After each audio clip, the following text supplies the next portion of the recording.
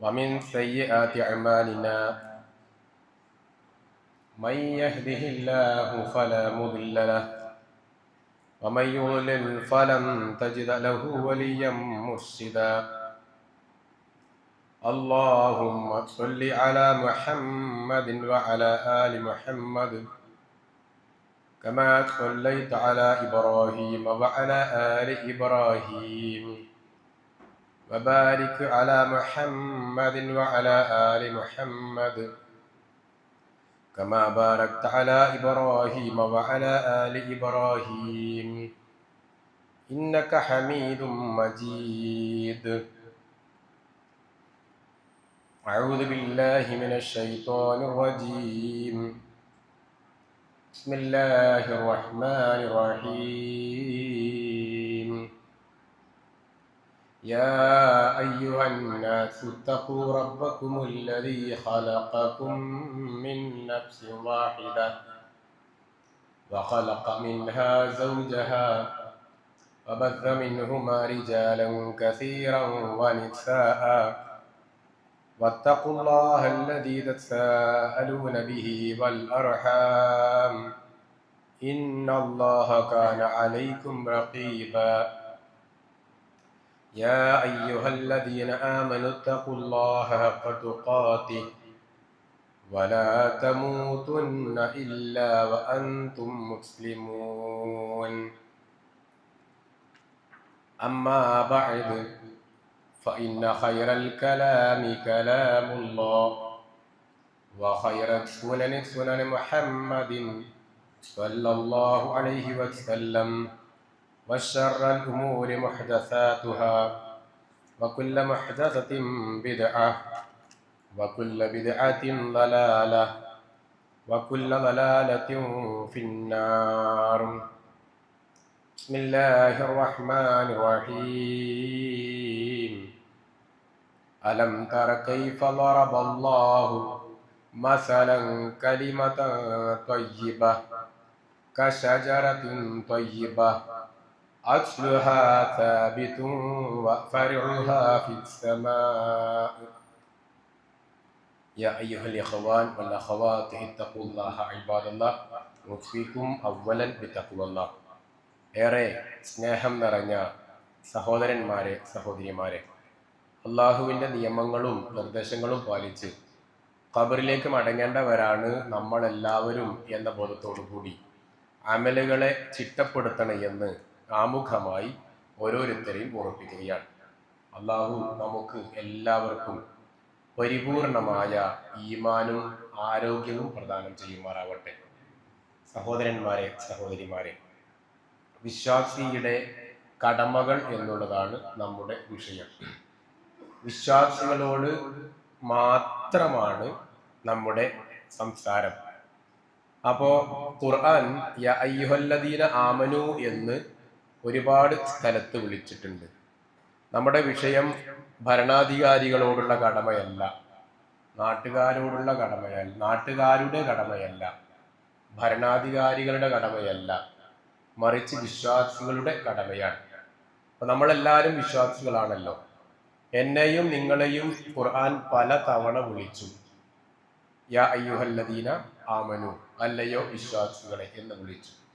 നമ്മൾ ആലോചിക്കേണ്ടത് ആ വിളി കേൾക്കുമ്പോൾ അത് ഞാൻ അതിൽ പെടുവോ എന്നുള്ളതാണ്. വിശ്വാസികൾക്കുണ്ടാവേണ്ട ഒരുപാട് ബാധ്യതകൾ ഖുർആൻ വിശദീകരിച്ചിട്ടുണ്ട്. അതിൽ ഏതൊക്കെ രംഗത്തുണ്ടാവണം?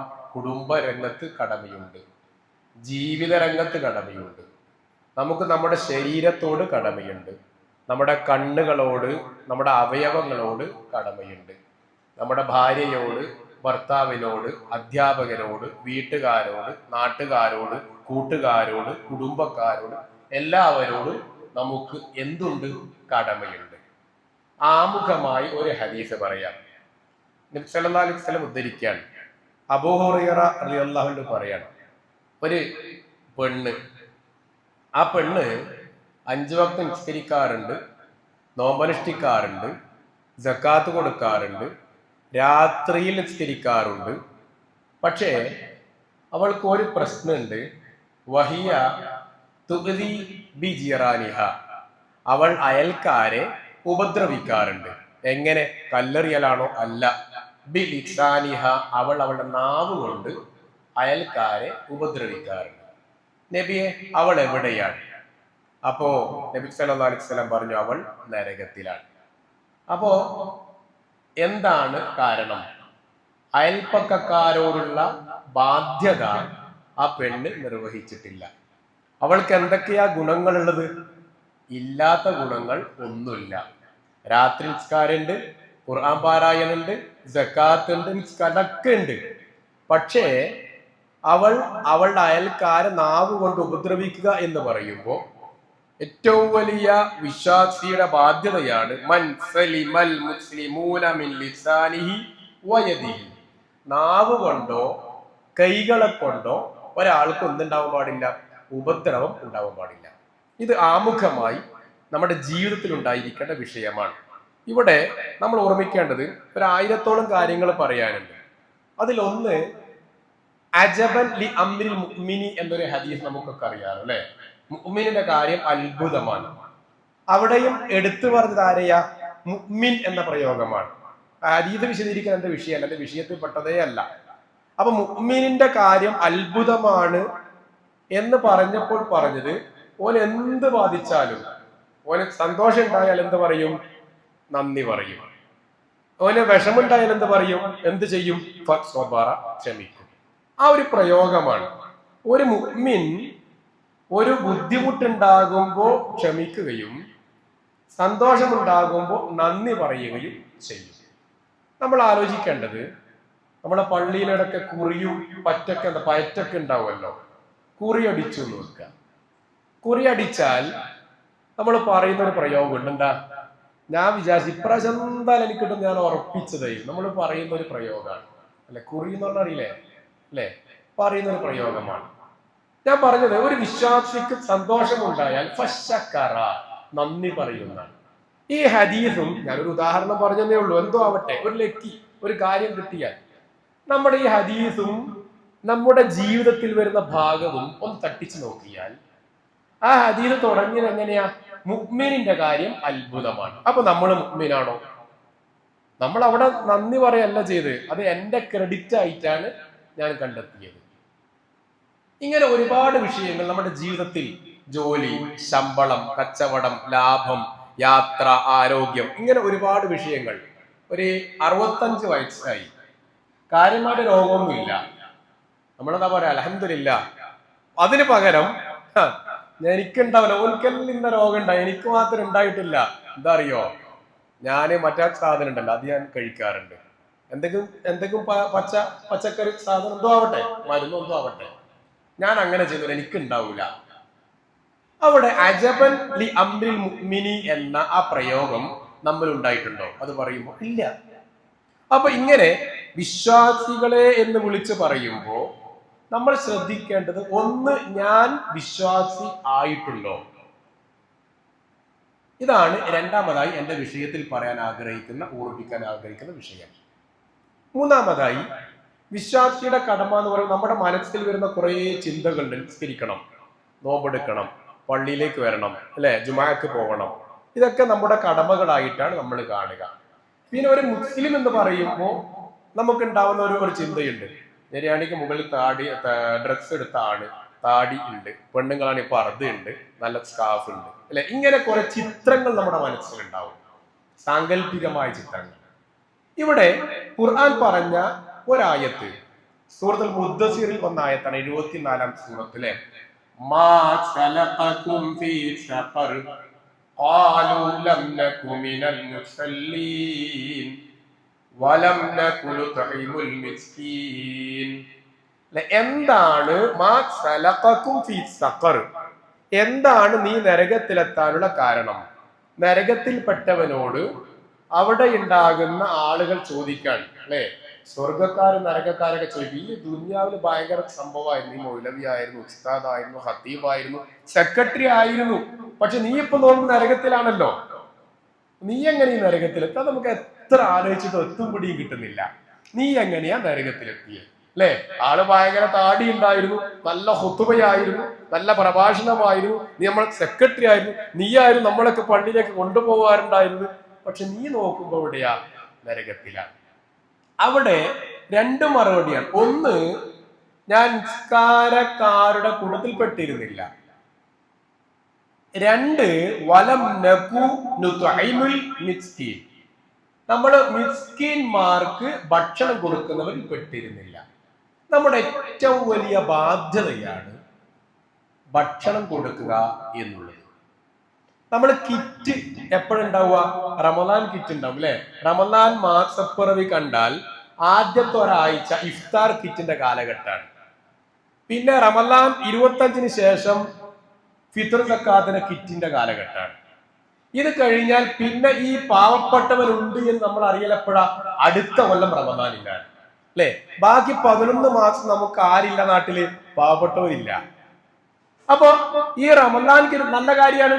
പക്ഷേ ആ റമദാൻ കഴിഞ്ഞാൽ ശവ്വാലും ദുൽഖഅദും ദുൽഹിജ്ജയും അതിനുശേഷം മുഹറവും സഫറും, അങ്ങനെ 11 മാസമുണ്ട്. ആ 11 മാസങ്ങളിൽ നമ്മൾ പലപ്പോഴും ശ്രദ്ധിക്കാതെ പോകുന്ന ഒരു വിഷയമാണ്. അത് നമ്മുടെ നിർബന്ധ ബാധ്യതയാണ്. നമുക്ക് അറിയുന്ന ഒരു ആയത്തും കൂടി പറഞ്ഞ ആ വിഷയത്തിൽ ഞാൻ മാറാം. വലാ യഹുന്നു അലാ തുആമിൽ മിസ്കീൻ, അല്ലേ? നമുക്ക് അറിയുന്ന ആയത്തും അർത്ഥമാണ്. ആ ഭക്ഷണം കൊടുക്കാൻ പ്രേരണ കാണിക്കാത്തവർ. പിന്നെ സൂറത്തുൽ ബലദിൽ 90-ാമത്തെ സൂറത്തിൽ പറയുന്ന മറ്റൊരു ഭാഗമാണ് എന്ത്?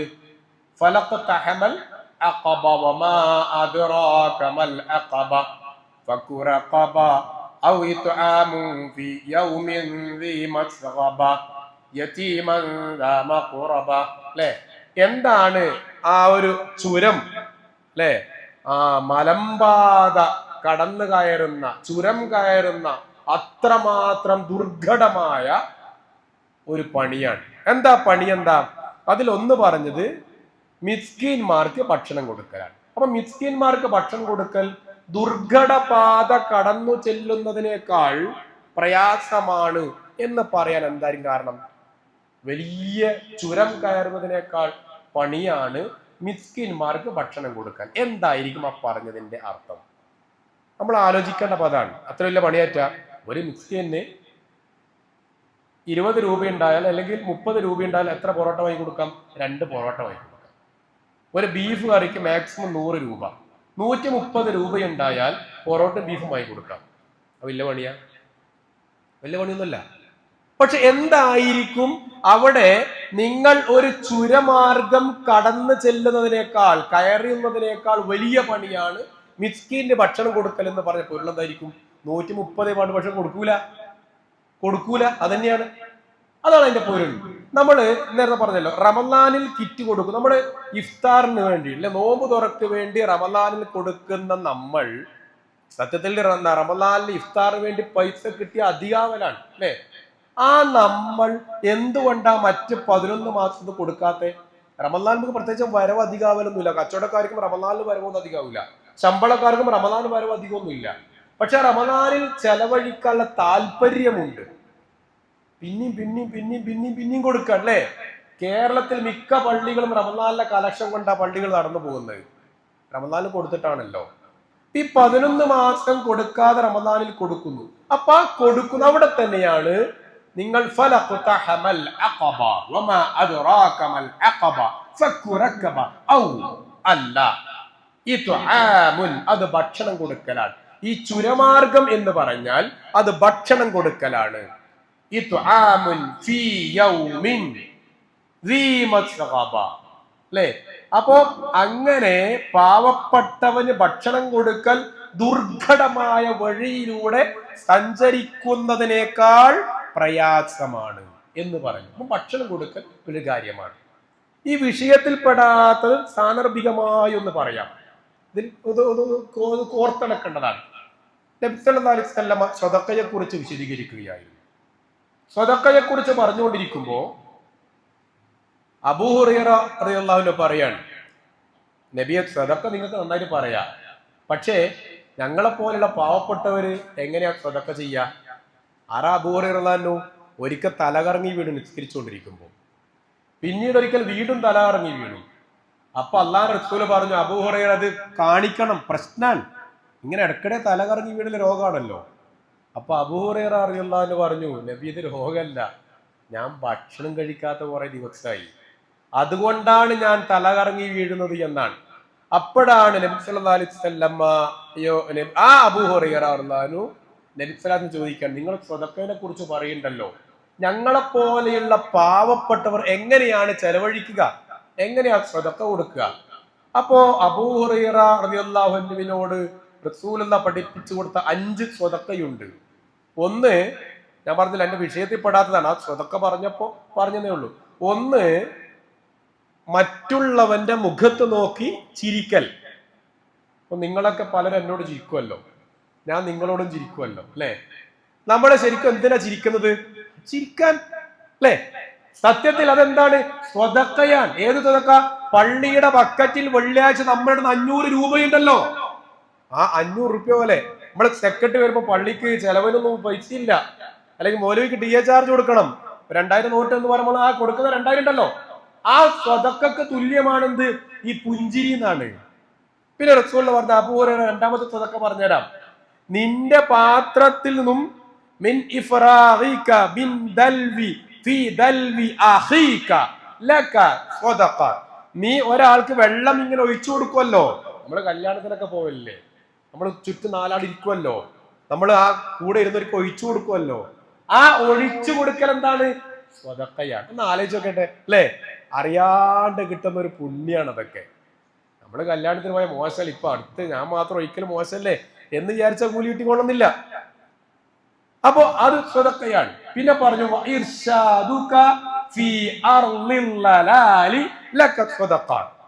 നീ നിന്റെ ഒരാള് വഴിതെറ്റി വന്നു, ഇപ്പൊ എരഞ്ഞിക്കൽ ജുമാഅത്ത് പള്ളിന്റെ അടുത്ത് എത്തി ഒരാൾ, ആള് ചോദിച്ചു, എനിക്ക് പോവേണ്ടത് മാനാഞ്ചിറയിലേക്ക് പോകണം. അപ്പൊ കൃത്യമായി വഴി പറഞ്ഞു കൊടുത്താൽ ലക സ്വതഖ, അതെന്താണ്? സ്വതക്കയാണ്. ഇനി അയാളെ നീ എത്തിച്ചു കൊടുത്താലോ നിനക്ക് സ്വർഗാണ്. സമതത്താക്ക് സ്വർഗത്തിന്റെ കൂലി കിട്ടും. തോപ്പിക്ക് മാറാവട്ടെ, കാരണം എന്നെ കൂടെ എത്തിച്ചല്ലോ. അപ്പോ സ്വർഗമാണ്. പിന്നെ പറഞ്ഞു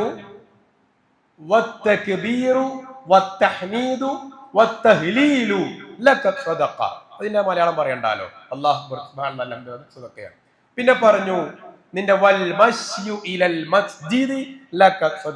പള്ളിയിലേക്ക് നടന്നാൽ അത് സ്വതക്കയാണ്. അത് ആര് നടന്നാൽ? പുരുഷന്മാർ നടന്നാൽ എന്നാണ് നാട്ടിലെ പെണ്ണുങ്ങളോട് വിദ്വേഷമുള്ളവർ പറഞ്ഞത്. പെണ്ണുങ്ങൾ വേണ്ട, പുരുഷന്മാർ പോയാൽ മതി, കൂലി ഇങ്ങക്ക് വേണ്ട എന്ന് ചില ആൾക്കാർ പഠിപ്പിച്ചു. അപ്പൊ പള്ളിയിലേക്ക് നടന്നാൽ സ്വതക്കയാണ്. പിന്നെ പള്ളിയിൽ വെച്ചുള്ള ദിക്റും ദുആയും അതും സ്വതക്കയാണ്. എന്നിട്ട് അബൂ ഹുറൈറ റളിയല്ലാഹു അൻഹു ചോദിക്കാൻ, ഇത് നിങ്ങൾക്ക് ചെയ്യാൻ പറ്റൂലേ? ആ സ്വതക്കയുടെ ഘട്ടം പഠിപ്പിച്ചു. ഞാൻ എന്റെ വിഷയത്തിലേക്ക് തിരിച്ചു വരാം. അപ്പോ അവിടെ അപ്പൊ പാവപ്പെട്ടവന് ഭക്ഷണം കൊടുക്കുക എന്നുള്ളത് ചുരമാർഗമാണ്, അത്രയും പ്രയാസമാണെന്നാ പറഞ്ഞത്. പ്രയാസം എന്ന് പറഞ്ഞാൽ നമ്മുടെ അടുത്ത് ഇല്ല എന്നല്ല പറഞ്ഞത്, കൊടുക്കൂലെന്ന്. അപ്പൊ അത് വലിയൊരു ബാധ്യതയായിട്ടാണ് ഇസ്ലാം പഠിപ്പിച്ചത്. വലിയൊരു ബാധ്യതയാണ് അല്ലെ? നമ്മുടെ വീട്ടിൽ അതിഥികൾ വന്നു, കല്യാണം നോക്കാം, വീട്ടിലെ കല്യാണം ഉണ്ട്. ആ കല്യാണത്തിന് എത്ര ലക്ഷം ചെലവാകും, എത്ര ആയിരം ചെലവാകും? ഒരു 500 ആൾക്ക്, 400 ആൾക്ക്, 200 ആൾക്ക്, 1000 ആൾക്ക് ഭക്ഷണം വെക്കുന്നു. ആ ഭക്ഷണത്തിനിടയിൽ ഒരു യാചകൻ തന്റെ മുഷിഞ്ഞ വസ്ത്രവുമായി വന്നാൽ നമ്മുടെ ആറ്റിറ്റ്യൂഡ് എന്തായിരിക്കും? പൊതുവെ നമ്മൾ ഫോർമാലിറ്റിക്ക് പറയാൻ നമ്മുടെ മനസ്സിൽ പറഞ്ഞാൽ നമ്മൾ എന്താ ഉണ്ടാവുക അല്ലെ? ഒരു മടുപ്പ് വരും. എന്തുകൊണ്ടാ? അതാ പറഞ്ഞത്. അപ്പൊ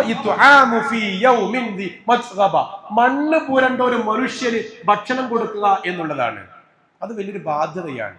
മറ്റൊരു കാരണം പറയാ, നമ്മള് പള്ളിയിൽ ഇഫ്താർ സമയം എന്റെ വക 10000 രൂപ, ഒരു ദിവസം 10000 രൂപയാണ്. അപ്പൊ രണ്ടാമത്തെ റമദാനിൽ എന്റെ വക 10000 രൂപ. പക്ഷെ ആ 2ാം ദിവസം ഒരാൾ പിരിവിന് വന്നു പള്ളിയിൽ. അയാൾ പള്ളിയിൽ കിടക്കും അല്ലെ? അയാൾക്ക് നോമ്പ് തുറയുണ്ടോ, അത്താഴുണ്ടോ, ഭക്ഷണം ഉണ്ടോ, ഇത് നമ്മൾ ആരെങ്കിലും അന്വേഷിക്കോ? അത് മിക്കവാറും സെക്രട്ടറി ചെയ്യും. എന്തുകൊണ്ടാ? സെക്രട്ടറിനെ പറയുന്നതാ, അപ്പൊ എനിക്ക് ചെയ്യാതിരിക്കാൻ പറ്റൂലല്ലോ, ഞാൻ സെക്രട്ടറി ആണല്ലോ. അപ്പൊ അയാൾ അയാൾ സെക്രട്ടറി ആയതുകൊണ്ടാണ്. വേറെ ആർക്കും എന്തില്ല, ബാധ്യതയില്ല. ഇഫ്താറിന് ഞാൻ എന്ത് ചെയ്തിട്ടുണ്ട്? 10000 രൂപ കൊടുത്തിട്ടുണ്ട്. ഞാൻ ഒരു മനുഷ്യൻ പിരിവിന് വന്നപ്പോ ആ മനുഷ്യന്റെ ഭക്ഷണം എവിടെയെന്ന് അന്വേഷിക്കാൻ എനിക്ക് തോന്നിയിട്ടില്ല. എന്തുകൊണ്ടാ? മറ്റേത് റെസിപ്റ്റിൽ പേര് വരും, ഇത് റെസിപ്റ്റിൽ പേര് വരൂല. നമ്മൾ അങ്ങനെയാണെന്നല്ല ഞാൻ പറഞ്ഞത്, നമ്മുടെ മാനസികമായ അവസ്ഥയാണ്. ഇവിടെയാണ് ഖുർആന്റെ പ്രഖ്യാപനം. ഒന്ന്, രണ്ട്, നരകത്തിലേക്ക് എത്തുവാനുള്ള കാരണം എന്താണ്. പിന്നെ മൂന്നാമതായി ഖുർആൻ പഠിപ്പിച്ചത്, ബാധ്യതയായി പഠിപ്പിച്ചത് നമ്മൾ അറിയുന്ന മറ്റൊരായത്താണ്.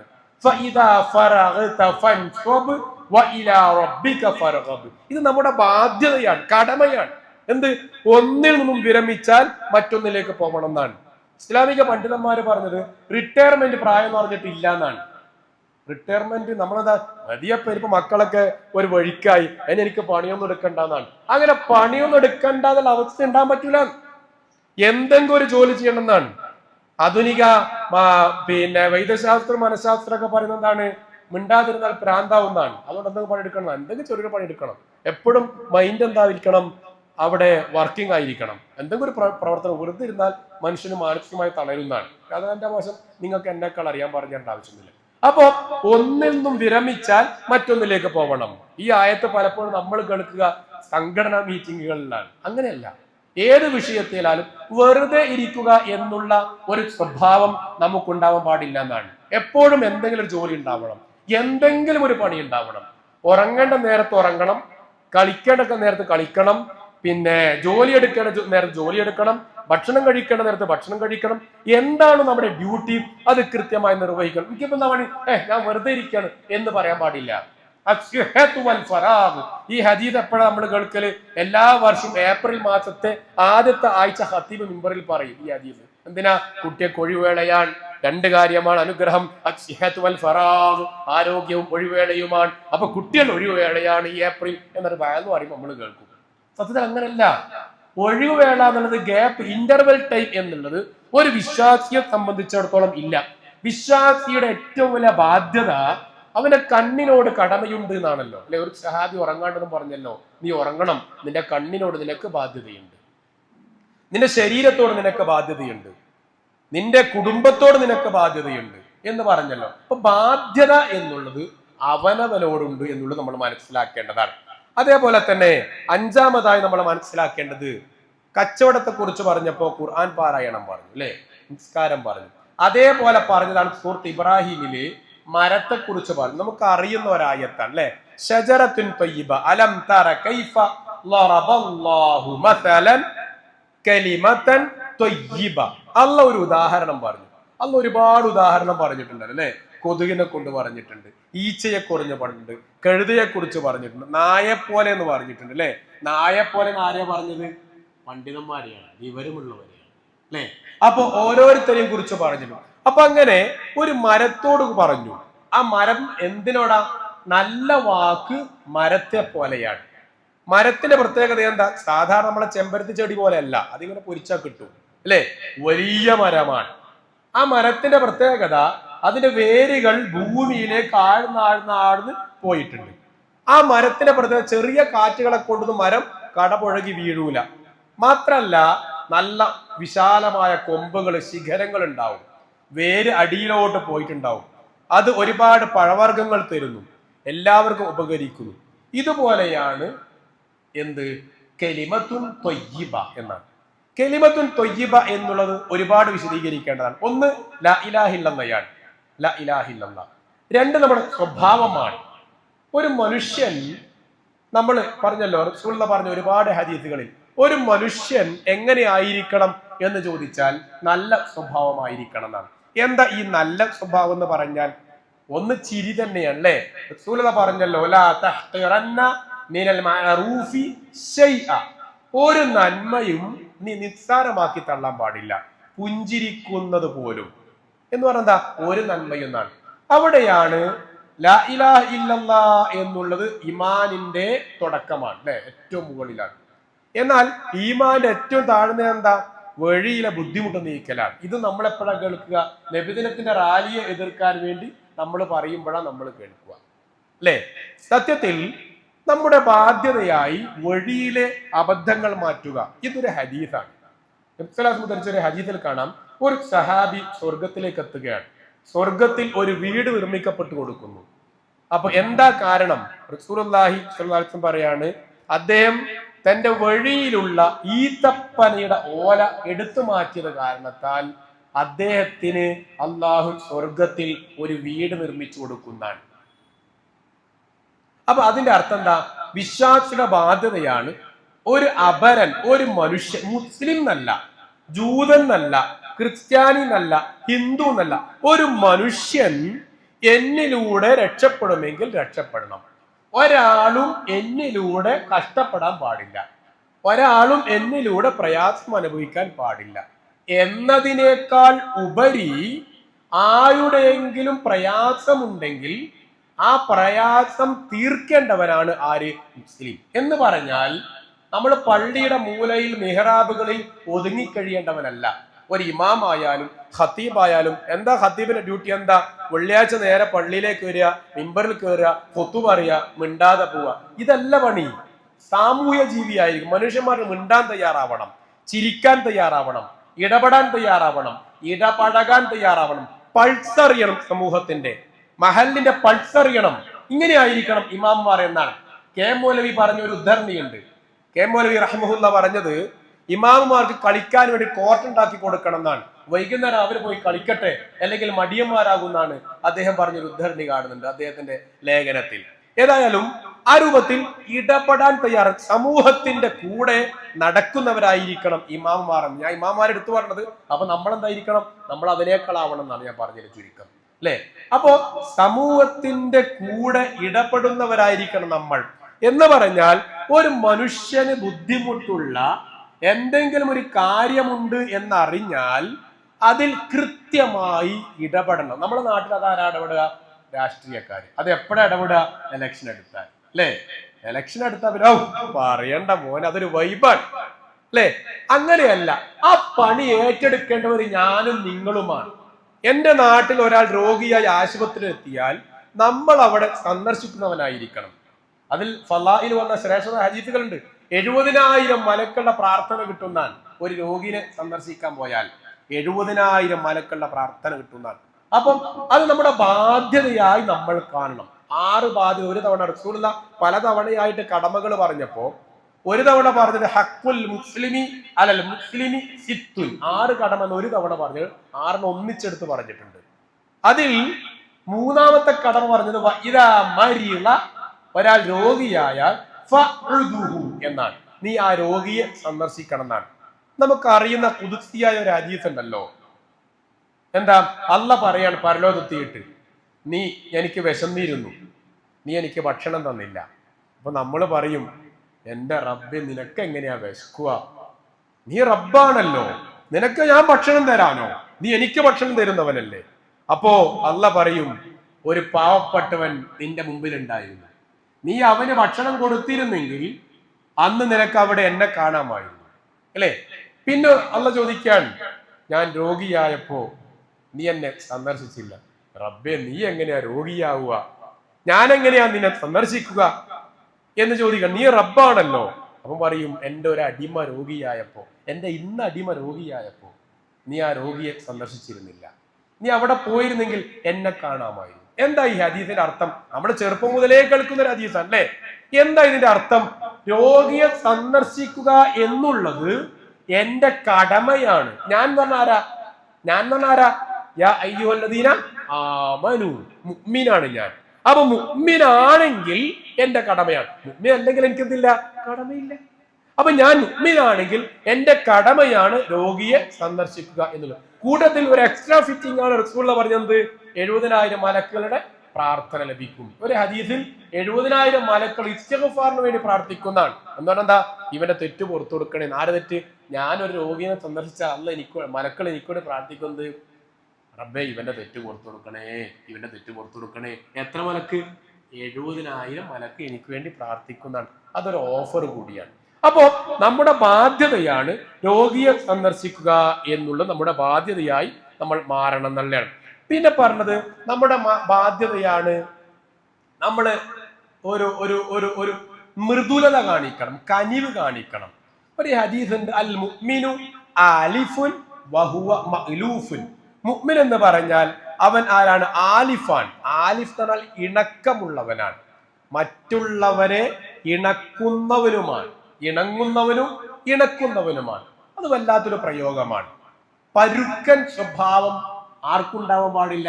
ഒരു വിശ്വാസിക്ക് ഉണ്ടാവാൻ പാടില്ല എന്നാണ്. നബി സല്ലല്ലാഹു അലൈഹി വസല്ലമയെ കുറിച്ച് പറഞ്ഞൊരു ഹദീസ് ഉണ്ടല്ലോ,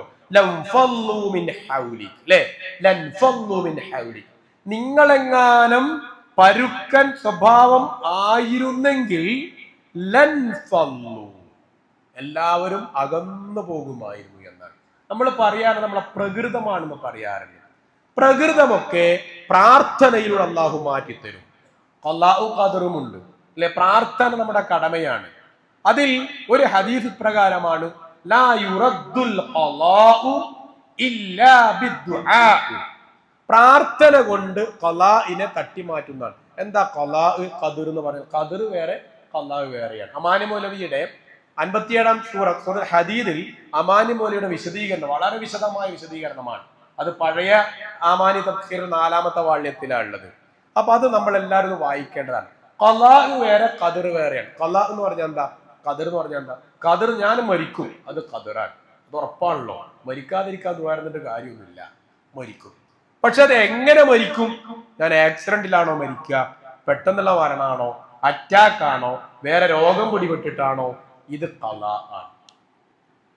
അതുകൊണ്ടാണ് അള്ളാഹുവെ അപകട മരണത്തിൽ നിന്ന് നീ രക്ഷപ്പെടുത്തണേ എന്ന് പ്രാർത്ഥിക്കുന്നു. കാരണം എന്റെ ഖലാ അപകട മരണമാണെങ്കിൽ എന്റെ പ്രാർത്ഥനയിലൂടെ ഞാൻ എന്താവും? രക്ഷപ്പെടും. അപ്പൊ ഖലാ പ്രാർത്ഥനയിലൂടെ അള്ളാഹു നീക്കിത്തരും. ഖദറിനെ നീക്കോ?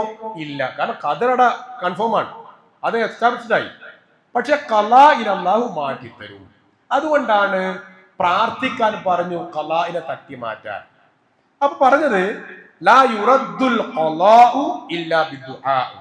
പ്രാർത്ഥന കൊണ്ട് ഖലാഇനെ തട്ടി മാറ്റും. അപ്പൊ പരുക്കൻ സ്വഭാവമാണ് നമ്മളെങ്കിൽ, എടുത്തുചാട്ടക്കാരനാണ് നമ്മളെങ്കിൽ അല്ലാണ്ട് പ്രാർത്ഥിക്കുക 5 നേരം. പ്രാർത്ഥന സ്വീകരിക്കുന്ന സമയങ്ങളിലൊക്കെ പറയാ, പടച്ചോനെ എന്റെ ആ ഒരു പരുക്കൻ സ്വഭാവമാണ്, രക്ഷപ്പെടുത്തണേ. രക്ഷപ്പെടൂലേ? ഉമറുല്ലാഹു പരുക്കനായിരുന്നു അല്ലെ? ഉമറുല്ലാഹു പരുക്കനായിരുന്നു. മറ്റൊന്ന് സ്വാഭാവികമായി മാറും ചില സ്വഭാവം. എങ്ങനെ അറിയോ? ഈ സ്ഥായിയായി ജന്മനാ ഉള്ള സ്വഭാവം ചിലപ്പോൾ മാറിക്കൊള്ളണമെന്നില്ല. അത് മാറാൻ പ്രാർത്ഥന കൊണ്ടേ നിവൃത്തിയുള്ളൂ. അതല്ലാതെ സാഹചര്യം കൊണ്ടുള്ള സ്വഭാവം സാഹചര്യം കൊണ്ട് മാറും. ഉമർ റളിയല്ലാഹു അൻഹു ജന്മനാ പരുക്കനായിരുന്നില്ല എന്നാ ചരിത്രം പഠിപ്പിക്കുന്നത്. ഉമർ റളിയല്ലാഹു നമ്മൾ പരുക്കനായിരുന്നു, ഉക്കാദ ചന്തയിൽ പോയി എല്ലാവർക്കും പേടിയായിരുന്നു എന്നൊക്കെ ചരിത്രം കേട്ടല്ലോ ഇസ്ലാമിന് മുന്നേ. അത് ഉമർ റളിയല്ലാഹുവിന്റെ ജന്മനായിരുന്നില്ല എന്നാണ്.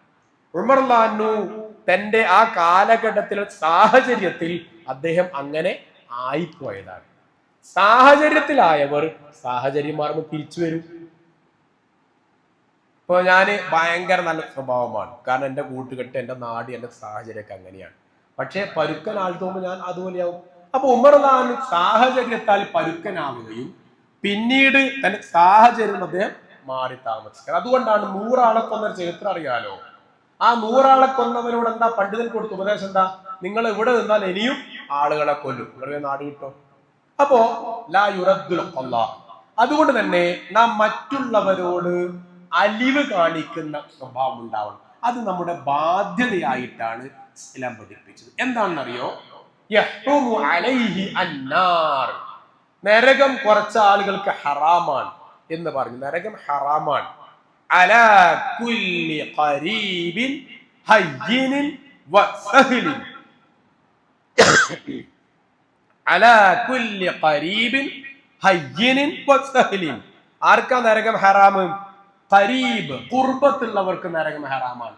ഖുർബത്ത് എന്ന അടുപ്പം അല്ലെ, ചങ്ക് ബ്രോ എന്ന് പറയാറുണ്ടല്ലോ അല്ലെ, നമ്മുടെ ന്യൂജൻ ഭാഷ അങ്ങനെയാണല്ലോ. ചങ്ക് ബ്രോകൾക്ക് നരകം ഹറാമാണ് എന്ന് പറഞ്ഞാൽ എല്ലാവരെയും ചങ്ക് ബ്രോയായി കാണുക, ഖുർബത്ത് ഉണ്ടാവുക, അടുപ്പം ഉണ്ടാക്കുക, അവർക്ക് നരകം ഹറാമാണ്. നമ്മുടെ ഭാര്യ, നമ്മുടെ ഭർത്താവ്, നമ്മുടെ മക്കൾ, നമ്മുടെ ഉപ്പ, നമ്മുടെ ഉമ്മ, നമ്മുടെ കൂട്ടുകാരൻ, അങ്ങനെ എല്ലാവരും ചങ്ക് ബ്രോ ആയി മാറിയാൽ എന്തായി? നമുക്ക് നരകം ഹറാമാകും. പിന്നെ കുല്യ ഖരീബിൻ ഹയ്യിനിൻ, നല്ല സ്വഭാവം, പാല് പോലെയുള്ള പെരുമാറ്റം അല്ലെ, നല്ല മാർദ്ദവമായ സോഫ്റ്റ് ഉള്ള പെരുമാറ്റം. വസഹ്ലിൻ, നല്ല ലാളിത്യമുള്ള പെരുമാറ്റം, നല്ല പെരുമാറ്റം, സോഫ്റ്റ് ആയ പെരുമാറ്റം, ഇത് ജീവിതത്തിൽ ഉണ്ടാവണമെന്നാണ്. ഇതിൽ ഈ വിഷയം പറയുമ്പോൾ നമ്മൾ ശ്രദ്ധിക്കേണ്ടത് ഈ ഒരു 3 ഗുണം പറഞ്ഞല്ലോ. ഈ 3 ഗുണം തൽക്കാലം ഒരു 3 മിനിറ്റ് ആ വിഷയത്തിൽ നിന്ന് മാറുകയാണ്. ഈ 3 ഗുണം ഉണ്ടെങ്കിൽ നമ്മുടെ ജീവിതം ഭദ്രമാകുന്നുള്ളതാണ്. നബി സല്ലല്ലാഹു അലൈഹി വസല്ലമയോട് സഹാബി ഒരിക്കൽ ചോദിച്ചല്ലോ, എന്റെ കുടുംബ ജീവിതം ഭയങ്കര പ്രശ്നമാണ്, എന്താ മാർഗം എന്ന് ചോദിച്ചല്ലോ. നീ അവരോട് നല്ല നിലയിൽ പെരുമാറുക, കുടുംബജീവിതം അടിപൊളിയാവുന്നാ പറഞ്ഞത്. അത് ഭയങ്കര പോയിന്റാണ്. എന്താ അറിയോ, റസൂലുള്ളാഹി ആയിഷ ബീവിയോട് തമാശ പറയാറുണ്ടായി. ആയിഷ ബീവിയോട് തമാശ പറയാറുണ്ടായി. റസൂലുള്ളാഹി സ്ത്രീകളോടൊരു ഉപദേശം കൊടുത്തിരുന്നു. എന്താ സ്ത്രീകളോട് കൊടുത്ത ഉപദേശം എന്താ? നിന്റെ ഭർത്താവ് വരുമ്പോ നീ അണിഞ്ഞൊരുങ്ങി നിൽക്കണം. നമ്മൾ പണ്ടേ കേൾക്കുന്ന ഒരു ഹദീസ് അല്ലേ, നിന്റെ ഭർത്താവ് വരുമ്പോ അണിഞ്ഞൊരുങ്ങി നിൽക്കണം. രണ്ടാമതായി പറഞ്ഞു, പെണ്ണുങ്ങൾ അണിഞ്ഞൊരുങ്ങേണ്ടത് തന്റെ ഭർത്താവിന്റെ മുമ്പിലാണ് എന്ന് പറഞ്ഞു. നിങ്ങൾ ആരെങ്കിലും എവിടെയെങ്കിലും കേട്ടിട്ടുണ്ടോ, പുരുഷന്മാരെ നിങ്ങൾ നിങ്ങളുടെ ഭാര്യമാരുടെ മുന്നിൽ ഒരുങ്ങി നിൽക്കണം എന്ന് ആരെങ്കിലും എന്ന് പറയുന്നത് കേട്ടിട്ടുണ്ടോ? ഉണ്ടാ? അത് എല്ലാവർക്കും നല്ല പ്രായമുണ്ടല്ലോ, ഉണ്ടാ? ഇല്ല അല്ലേ? അങ്ങനെ ആരും ഇതുവരെ വയന്ന് പറഞ്ഞിട്ടില്ല, പുരുഷന്മാരെ നിങ്ങൾ നിങ്ങളുടെ ഭാര്യമാരുടെ മുന്നിലാണ് അണിഞ്ഞൊരുങ്ങി നിൽക്കേണ്ടത്, അല്ലെങ്കിൽ നിങ്ങൾ നിങ്ങളുടെ ഭാര്യമാരുടെ മുന്നിൽ അണിഞ്ഞൊരുങ്ങി നിൽക്കണം എന്ന് നമ്മളാരും വയന്ന് കേട്ടിട്ടില്ല ഇതുവരെ. അങ്ങനെ ഇല്ല. എന്നാൽ നേരെ തിരിച്ചു പറയാറുണ്ട്, സ്ത്രീകളെ നിങ്ങൾ നിങ്ങളുടെ ഭർത്താക്കന്മാരുടെ മുന്നിൽ അണിഞ്ഞൊരുങ്ങി നിൽക്കണം, അവരെ മുന്നിലാണ് നിങ്ങൾ നിങ്ങളുടെ സൗന്ദര്യം പ്രദർശിപ്പിക്കേണ്ടത്, പ്രകടിപ്പിക്കേണ്ടത്. അങ്ങനെയല്ലേ പറയാറുള്ളത് അല്ലേ? എന്തുകൊണ്ടായിരിക്കും? ചില യുക്തിവാദികളൊക്കെ ഇത് വലിയ കുറ്റായിട്ടാ പറയാറുണ്ട്. കണ്ടോ, പെണ്ണുങ്ങൾ അടിമയാണ്, കണ്ടോ പെണ്ണിനോട് പറയുന്നു നിന്റെ സൗന്ദര്യം നിന്റെ കെട്ടിയോന്റെ മുമ്പിൽ മാത്രമേ പറ്റൂ, ആണിന് ഒന്നും പ്രശ്നമില്ല എന്നാണ് കേൾക്കുന്ന പെണ്ണുങ്ങന്മാരും പേരിക്കും. ശരിയല്ലേ? ശരിയല്ല, തെറ്റാണ്. അവർ പൊട്ടന്മാരായതുകൊണ്ട് അങ്ങനെ പൊട്ടത്തരം വിളിച്ചു പറയും. എന്താ അറിയോ, ഈ 2000 കാലഘട്ടത്തിൽ ഇറങ്ങിയ ആധുനിക മനഃശാസ്ത്ര വിദഗ്ധന്മാരിൽ പ്രമുഖർ ഒരുപാട് ആളുകൾ പറയും. അതിൽ ഒരാളെ ഉദ്ധരണി ശിവഖേര എന്ന പേര് പറയാൻ കാരണം അദ്ദേഹത്തിന് 5 മലയാള പുസ്തകം ഇപ്പൊ മലയാളത്തിൽ ഇറങ്ങിയില്ല. ഇംഗ്ലീഷുകാരനാണ്. ഒരുപാട് പുസ്തകങ്ങൾ യൂട്യൂബിലൊക്കെ അദ്ദേഹത്തിന്റെ 1 മണിക്കൂർ 1.5 മണിക്കൂറൊക്കെ മോട്ടിവേഷൻ ക്ലാസ് കാണും. അദ്ദേഹം പറഞ്ഞത്, a man is motivated through eyes. ഒരു പുരുഷൻ സൗന്ദര്യം ആസ്വദിക്കുന്നത് കണ്ണിലൂടെയാണ്. കണ്ണാണ് അവന്റെ സൗന്ദര്യത്തിന്റെ കേന്ദ്രം. അതൊന്നും തെളിച്ചു പറഞ്ഞാൽ, ഒരു പെണ്ണ് അർദ്ധനഗ്നയായോ നഗ്നയായോ നടന്നാൽ നോക്കിപ്പോവും പുരുഷന്മാർ അല്ലേ? സ്വാഭാവികമാണ്, നോക്കിപ്പോവും അല്ലേ? അതുകൊണ്ടാ ഖുർആൻ ആണുങ്ങളുടെ എന്ത് പറഞ്ഞത്? കണ്ണ് താഴ്ത്തണം എന്ന് പറഞ്ഞു. എന്നാ ഒരു ആണ് അങ്ങനെ നടന്നാലോ കേസാണ് അല്ലേ? കുടുങ്ങി. ഒരാണ് അങ്ങനെ നഗ്നനായി നടന്നാൽ ഓനിക്കെതിരെ കേസാണ്. കാരണം എന്താ അറിയോ, പെണ്ണ് നോക്കിയിട്ട് പറയും ഓനിക്കെന്തോ മാനസിക പ്രശ്നമുണ്ട്, ഓന്റെ ചില ഭാഗങ്ങൾ കാണിച്ചിട്ടുണ്ട്, അറസ്റ്റ് ചെയ്യണം. ആണ് അറസ്റ്റാണ്. പെണ്ണ് കാണിച്ചാലോ ഇതൊക്കെന്തോ മാനസിക ഉണ്ടെന്ന് പറഞ്ഞോനാ കുറ്റം അല്ലേ? കാരണം a man is motivated through eyes. പുരുഷൻ സൗന്ദര്യം ആസ്വദിക്കുന്നത് കണ്ണിലൂടെയാണ്, പെണ്ണ് കണ്ണിലൂടെയല്ല അത്രേ. A women is motivated through ears എന്നാണ്. പെണ്ണ് സൗന്ദര്യം ആസ്വദിക്കുന്നത് കാതിലൂടെയാണ്, കേട്ടുകൊണ്ടാണ്. അതിനൊരു ഉദാഹരണം കൂടി പറയാം. എൻ്റെ വിഷയം അവിടെ പെൻഡിങ്ങിലാണ്. ഒരു ഉദാഹരണം കൂടി പറയാം. നമ്മള് ഒരു കല്യാണ സൽക്കാര പരിപാടികൾക്ക് എന്തെങ്കിലും പരിപാടികൾക്ക് പോയി, നമ്മുടെ ഭാര്യനെ പറഞ്ഞയച്ചു, ഉമ്മാനെ പറഞ്ഞയച്ചു, പങ്കളെ പറഞ്ഞയച്ചു, നമ്മൾ പോയിട്ടില്ല. അവര് തിരിച്ചു വന്നാൽ നമ്മൾ ആരെങ്കിലും ചോദിക്കുവോ എന്തൊക്കെയാ ചായ ഉണ്ടായിനോ, കടി ഉണ്ടായിനോ, എന്തൊക്കെയാ കടി? നമ്മൾ ചോദിക്കോ? ഇല്ല. എന്നാൽ നമ്മളാ പോയത്, അവര് വന്നിട്ടില്ല, അവര് നമ്മളെ പറഞ്ഞയച്ചു. നമ്മൾ തിരിച്ചു വന്നവിടെ അവരെന്തെല്ലാം ചോദിക്കുക? ആരെല്ലാം ഉണ്ടായിന്? നാത്തൂൻ ഉണ്ടായിനോ? എന്തൊക്കെ ഉണ്ടായിന്? എന്നാ കഴിച്ച് അല്ലേ? 150 ചോദ്യം ഉണ്ടാവും. ചോദ്യത്തിന് മുന്നിൽ നമ്മളെന്താവും? പൊറുതി കൂട്ടി. എന്തുകൊണ്ടാ? പെണ്ണ് കുറെ ചോദിക്കും. കാരണം ഓൾക്ക് ഇഷ്ടം കേൾക്കാനാണ്. നമ്മൾ പറയുന്നത് കേൾക്കണം. ഇനി ഗൾഫിൽ പോയവരൊക്കെ ഉണ്ടാവുമല്ലോ അല്ലേ? കൂടുതൽ വീഡിയോ കോൾ ചെയ്യണം എന്ന് ആദ്യം പറയാൻ ആരാ? ആണുങ്ങളാണ്. കാരണം എന്താ? ആണുങ്ങൾ കാണണം, സൗന്ദര്യം അത് കണ്ണിലൂടെയാണ്. അതുകൊണ്ടാണ് അല്ലാഹു റസൂൽ പെണ്ണുങ്ങളുടെ പറഞ്ഞു നിങ്ങൾ അണിഞ്ഞൊരുങ്ങിക്കണം, കാരണം കെട്ടിയോന് കാണലാണ് ഇഷ്ടം. മനസ്സിലായല്ലോ? റസൂൽ പറഞ്ഞു ആയിഷ ബീവിയോട് ഒരുപാട് തമാശകൾ പറയാറുണ്ട്, നിങ്ങളും നിങ്ങളുടെ ഭാര്യമാരോട് സംസാരിക്കണം, കാരണം പെണ്ണിന് കേൾക്കലാണ് ഇഷ്ടം. പയ്യനൊരു ഭാഗത്ത് ഒരു പെണ്ണ് 2016 ഒളിച്ചോടി. ആശാരിയുടെ കൂടെ കുട്ടിയുണ്ട് പെണ്ണിന്. ഒളിച്ചോടി അവസാനം ആജിക്ക പള്ളിയിലെ പ്രസിഡന്റ് ആയിരുന്നു, അവിടുത്തെ പള്ളി കമ്മിറ്റി ജമാഅത്ത് പള്ളിയുടെ പ്രസിഡന്റ് ആയിരുന്നു. അങ്ങനെ പിടിക്കപ്പെട്ടു. പെണ്ണ് തിരിച്ചു വന്നു. പെണ്ണിനോട് കൗൺസിലിംഗ് ചെയ്തപ്പോൾ പറഞ്ഞ ന്യായം, ആശാരി സംഗതി ആകെ ഒരാഴ്ചയായിട്ടുള്ളൂ പണിയെടുക്കാൻ വന്നു. വീട്ടിൽ പണിക്കാരത്ര ഏൽപ്പിക്കുമ്പോൾ ശ്രദ്ധിച്ചോട്ടാ. അപ്പോൾ ഒരാഴ്ച ആയിട്ടുള്ളൂ പണിക്ക് വന്നിട്ട്. പക്ഷെ അയാൾ വന്ന അന്ന് മുതൽ ഭയങ്കര തമാശയാണ്. എനിക്കാണെങ്കിൽ ഭയങ്കര ഇഷ്ടമാണ്. എൻ്റെ ഭർത്താവാണെങ്കിൽ മര്യാദയ്ക്ക് സംസാരിക്കൂല. അപ്പൊ പെണ്ണ് കേൾക്കാൻ ആഗ്രഹിക്കുന്നു. പറഞ്ഞത് ഈ ഒരു സ്വഭാവം നമ്മിൽ ഉണ്ടാവണം. അപ്പോ മനുഷ്യനെ നമ്മുടെ സംസാരത്തിലൂടെ നമ്മെ ഇഷ്ടപ്പെടുത്താൻ നമുക്ക് കഴിയണം. അങ്ങനെ നല്ല സ്വഭാവത്തിലേക്ക് എത്തിയാൽ കുടുംബം നന്നാ. അത് പറയാനാണ് ഇത്ര ഈ അതിൻ്റെ ഇടയിൽ കുറച്ച് കഥയല്ല ഉള്ളത് കയറ്റിയത്. ഉപകാരപ്രദമായ തന്നെയാണ്. അപ്പോ നമ്മുടെ മക്കളോട് അല്ലെ റസൂലുള്ള ഹുസൈനെ ചുംബിച്ചപ്പോ ഒരു മനുഷ്യൻ ചോദിച്ചല്ലോ, എന്റെ നബിയെ നിങ്ങൾ ചുംബിക്കാനോ? എനിക്ക് 11 മക്കൾ ഉണ്ടായിട്ട് ഒരാളെ പോലും ഞാൻ ചുംബിച്ചിട്ടില്ല. അതിന് നിങ്ങൾക്ക് അല്ലാഹ് കാരുണ്യം തന്നിട്ടില്ല, അത് ഞാൻ എന്താ ചെയ്യേണ്ടതെന്ന് ചോദിച്ചല്ലോ. ഈ നെറ്റിയിലെ ചുംബനം, ഉമ്മമാര് പ്രത്യേകിച്ച് ശ്രദ്ധിക്കേണ്ടതാണ്. പെൺകുട്ടികൾ ഒളിച്ചോടി പോകുന്ന ഈ കാലഘട്ടത്തിൽ പെൺകുട്ടികളുടെ നെറ്റിയിൽ കൃത്യമായി ചുംബനം അർപ്പിച്ചിട്ടുണ്ടെങ്കിൽ ആ ഒരു പെൺകുട്ടി ഒരിക്കലും വീട് വിട്ടു പോകില്ല. കാരണം നെറ്റിയിലെ ചുംബനം നിനക്ക് ഞാൻ എന്നും കൂടപ്പിറപ്പായുണ്ട് എന്ന് മാനസികമായ മന്ത്രമാണത്രേ നെറ്റിയിലെ ചുംബനം. കവിളിലെ ചുംബനം എനിക്കെന്നെ ഭയങ്കര ഇഷ്ടാട്ടോ, അത് പറഞ്ഞറിയിക്കാൻ കഴിയില്ല എന്നുള്ളതാണ് അത്രേ കവിളിലെ ചുംബനം. നബി സല്ലല്ലാഹു അലൈഹി വസല്ലമ ഹുസൈനെ ചുംബിച്ചത് നെറ്റിയിലും കവിളത്തും തുറുതുറ ചുംബിച്ചിരുന്നു എന്ന് ഹദീസുകളിൽ കാണുവാൻ പറ്റുന്നു.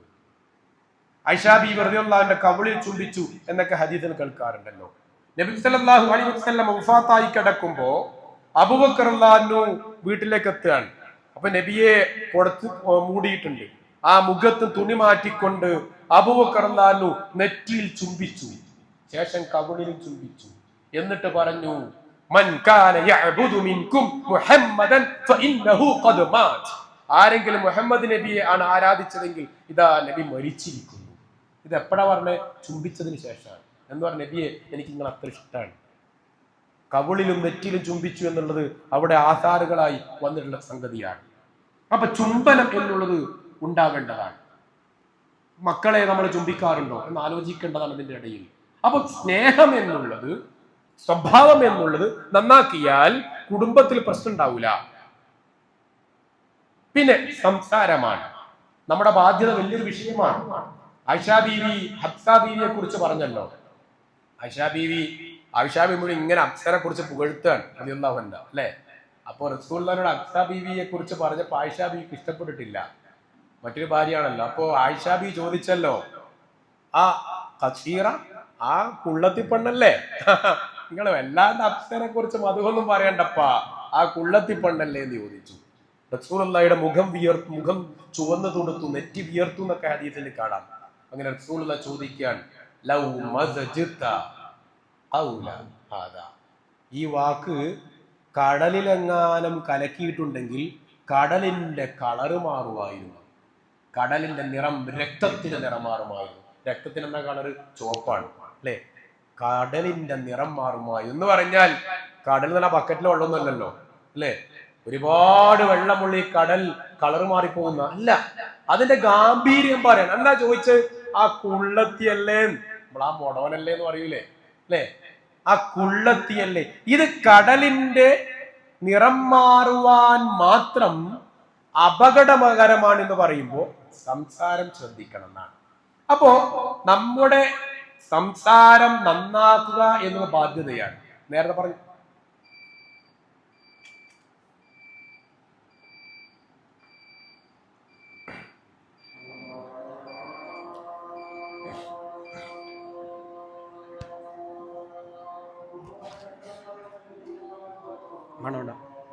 വെള്ളം കുടിച്ചാടെ സ്റ്റക്കാവും.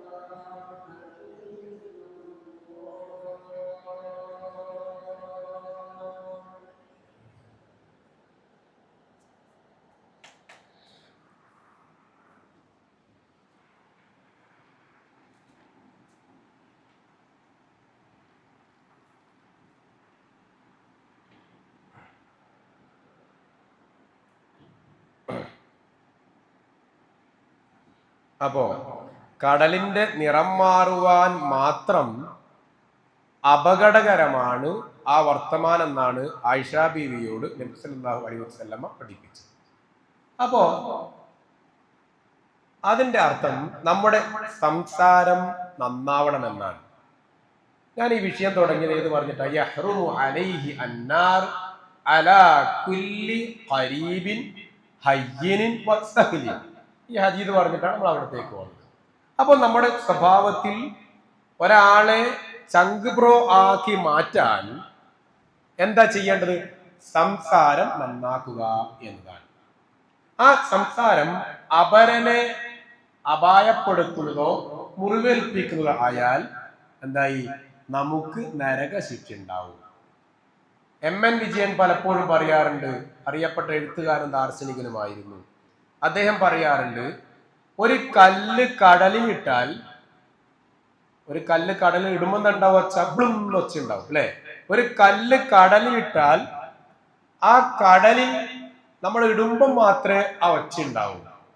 എത്രയോ മണിക്കൂറുകൾക്കോ മിനിറ്റുകൾക്കോ ശേഷം കടല് അടിയിലേക്ക് അങ്ങനെ അങ്ങനെ പോയി താഴെത്തുന്നു. പക്ഷെ ആ കല്ല് പിന്നെ ഒരിക്കലും നമുക്ക് മുങ്ങി തപ്പിയെടുക്കാൻ സാധ്യമല്ല. ഇതുപോലെയാണ് നമ്മുടെ കൈവിട്ട വാക്കുകൾ എന്ന് MN വിജയൻ പറയാറുണ്ട്. സത്യത്തിൽ അത് അദ്ദേഹം പറയേണ്ട ആവശ്യമൊന്നുമില്ല, ഇസ്ലാമികമായി നമുക്ക് അറിയുന്നതാണ്. അപ്പൊ ആ കടലിൽ കല്ലിട്ടതുപോലെ എന്ന ഒരു പ്രയോഗം മലയാള ഭാഷയിലുണ്ടെങ്കിൽ അല്ലാഹ് റസൂൽ പറഞ്ഞതാണ്, നിന്റെ നാവ് കൊണ്ട് ഹൃദയത്തിനേൽപ്പിച്ച മുറിവ് അത് നരക ശിക്ഷക്ക് കാരണമാണ്.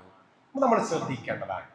പിന്നെ നമ്മുടെ ബാധ്യതയായി നാം കാണേണ്ട മറ്റൊരു വിഷയമാണ് നമ്മുടെ സംസാരം പറയുമ്പോൾ നമുക്ക് അറിയുന്ന 2 ഹദീസാണ്. ഒന്ന്, പരലോകത്തെത്തിയാൽ പറയല്ലോ, റബ്ബേ ഇവൻ എന്നെ ഉപദ്രവിച്ചു അല്ലെ? അപ്പം അല്ല പറയും, ആ ഒരു കാര്യം ചെയ്യും, ഇവനെ നിസ്കാരം എനിക്ക് തരാം. പടുത്താൾ വരും, അള്ളാഹു ഇവൻ എന്നെ ചീത്ത വിളിച്ചു, എന്നാ ഇവന്റെ നോമ്പ് എനിക്ക് തരാം. അങ്ങനെ എല്ലാം കൊടുക്കും, നമ്മളിതെല്ലാം കൊടുക്കും. ലാസ്റ്റ് എന്താവും? ഒന്നുമില്ലാണ്ട് നമ്മൾ നരകത്തിൽ എത്തപ്പെടുന്നതാണ്. നമ്മൾ ശ്രദ്ധിക്കേണ്ടത്, നമ്മുടെ നാവ് കൊണ്ടുള്ള പണി ഒരു ഷെയർ മാർക്കറ്റിംഗ് ആണ്. ഷെയർ മാർക്കറ്റിംഗ് നമുക്കറിയാം, അതിൽ ഒരുപാട് ഷെയർ മാർക്കറ്റിംഗ് ഉണ്ടല്ലോ. ഷെയർ മാർക്കറ്റിംഗ് ആണ്. അത് നന്മയാണെങ്കിലും തിന്മയാണെങ്കിലും. ഞാൻ നിങ്ങളിൽ ഒരാളെ കുറിച്ച് വേറെ 2 ആളുടെ കുറ്റം പറഞ്ഞു. നിങ്ങളിൽ ഒരാളെ കുറിച്ച് 2 ആളുടെ കുറ്റം പറഞ്ഞു. ഈ 2 ആൾ അങ്ങനെയാണോ? ഷെയർ മാർക്കറ്റിംഗ് അങ്ങനെയാണല്ലേ? ഞാൻ ഒരാളെ ചേർത്തു, ഓൻ വേറെ ആൾ ചേർത്തു, ഓൻ വേറെ ആൾ ചേർത്തു. അപ്പൊ പറയലെന്താ? ഈ 10ാമത്തെ ആള് കച്ചവടം നടത്തിയാലും ആർക്ക് കിട്ടും? എനിക്ക് കിട്ടുന്നതാണല്ലോ. ഇതന്നെയാണ് സംസാരത്തിന്റെ ഈ വിഷയം. നന്മയും അങ്ങനെ തന്നെയാണ്, തിന്മയും അങ്ങനെ തന്നെയാണ്. ഞാനൊരു നന്മ ഒരാൾക്ക് പറഞ്ഞു കൊടുത്തു, ഒന്നും വേണ്ട, അയാൾ ഇടത് കാലുകൊണ്ട് ചെരുപ്പിടുകയാണ്. എടോ, വലത് കാലുകൊണ്ട് ചെരുപ്പ് ഇട്ടാല് ഒരു കൂലി കിട്ടൂലേ എന്ന് പറഞ്ഞു അദ്ദേഹം വലത് കാലുകൊണ്ട് ചെരുപ്പ് ധരിച്ചു. അത് അദ്ദേഹം വേറൊരാൾക്ക് പറഞ്ഞു കൊടുത്തു. അപ്പൊ ആരൊക്കെ ഈ നന്മ ചെയ്യുന്നുവോ അതിന്റെയൊക്കെ അവർക്കൊന്നും കൂലി കുറയാതെ എനിക്കും ലഭിക്കും. ഇത് തന്നെയാണ് തെറ്റിന്റെയും വിഷയം. അപ്പൊ ഞാൻ ഒരാളെ കുറിച്ച് വേറെ 2 ആളുടെ കുറ്റം പറഞ്ഞാൽ ആ 2 ആള് എത്ര ആളുകളിലേക്ക് ഇങ്ങനെ എത്തുന്നോ, ഇതിന്റെ ഒക്കെ ഷെയർ മാർക്കറ്റിംഗ് ആരിലേക്ക് എത്തും? പറഞ്ഞു കൊടുത്ത എനിക്ക് കിട്ടും. പൊതുവെ പറയാറുണ്ട്, വ്യഭിചാരം ഹറാമാണ്, വ്യഭിചാരം ഹറാമാണ്. പക്ഷെ വ്യഭിചാരം ഒരുത്തൻ വ്യഭിചരിച്ചു എന്ന് പറയലോ മഹാപാപാണ്. ഒരു A എന്ന വ്യക്തി വ്യഭിചരിച്ചു, ഓൻ ഹറാമ് ചെയ്തു. ഓൻ 7 മണിക്ക് വ്യഭിചരിച്ചു, 7:01 തൗബ ചെയ്താൽ ഓന്റെ തെറ്റെന്തെയും അല്ല പുറത്തെടുക്കും. ഞാൻ 7:10 പറയാ, അടാ എന്ന വ്യക്തി ഉണ്ടല്ലോ, ഓൻ എന്റെ മോനെ പറയണ്ട ഇന്നലെ എന്ന് പറഞ്ഞു. ഞാൻ ഒരുത്തനോട് പറഞ്ഞു, ആ ഒരുത്തൻ എത്രയാളോട് പറയുന്നു അതിന്റെ ഒക്കെ ശിക്ഷ ആർക്കുണ്ടാവും? തുടങ്ങി വെച്ച എനിക്കുണ്ടാവും. ഇത് നന്മയുടെയും തിന്മയുടെയും ഒരു വിഷയമാണ്. അപ്പൊ അവിടെയാണ് സംസാരം ശ്രദ്ധിക്കണം. അല്ലെ, നിന്റെ നാവിനെ നല്ലതാക്കണം എന്ന് പറഞ്ഞു. ഇത് നമ്മുടെ കടമയായി നമ്മൾ മനസ്സിലാക്കാറില്ല. ഇതൊരു മുഅ്മിനെ എന്ന് വിളിച്ചിട്ട് ഖുർആൻ പറഞ്ഞതാണ്, യാ അയ്യുഹല്ലദീന ആമനു ഇജ്തനിബൂ കസീറൻ മിനൽ ലന്നി ഇന്ന ബഅദ ലന്നി ഇസ്മ. അത് ബാധ്യതയായിട്ടാ പറഞ്ഞത്. മുഅ്മിനുകളെ, നിങ്ങളുടെ ബാധ്യതയാണ്. എന്താ നിങ്ങളുടെ ബാധ്യത? എന്താ നിങ്ങളുടെ കടമ? നിങ്ങൾ ഊഹത്തെ ഒഴിവാക്കണം, പൂർണ്ണമായിട്ട് ഒഴിവാക്കണം. ഇപ്പൊ നമുക്ക് സംശയമാണ്, ഇപ്പം കള്ള് ഷാപ്പിൽ തന്നെയാണോ ഇറങ്ങിയത്, അതല്ല അപ്പുറത്തെ സൂപ്പർ മാർക്കറ്റിൽ നിന്നാണോ ഇറങ്ങിയത്? നമ്മളെന്തിനും ഓന് കള്ള് ഷാപ്പിൽ നിന്ന് ഇറങ്ങിയ പോലും സൂപ്പർ മാർക്കറ്റിൽ നിന്ന് ഇറങ്ങിയ പോലും അത് എന്നെ ബാധിക്കൂലാലോ. ഓന്റെ ഖബറിൽ ഞാൻ പോകില്ലല്ലോ, ഇല്ല, അതവിടെ വിട്ടു. എന്നാൽ ഓരോ നന്മ നമ്മൾ എടുക്കാൻ തയ്യാറാവുക, ആ ഭൂവങ്ങളെ നീ വെടിയാൻ തയ്യാറാവുക. രണ്ടാമതായി അയ്യുവല്ലദീന ആമനു എന്ന് വിളിച്ചിട്ട് പറഞ്ഞു, നിങ്ങൾ എന്ത് ചെയ്യാൻ പാടില്ല, നിങ്ങൾ ആരും മറ്റവനെ കുറിച്ച് ഗീബത്ത് പരദൂഷണം പറയാൻ പാടില്ല. എന്നിട്ട് ഒന്നുകൂടി ഖുർആൻ ചോദിക്കാണ്, നിങ്ങൾ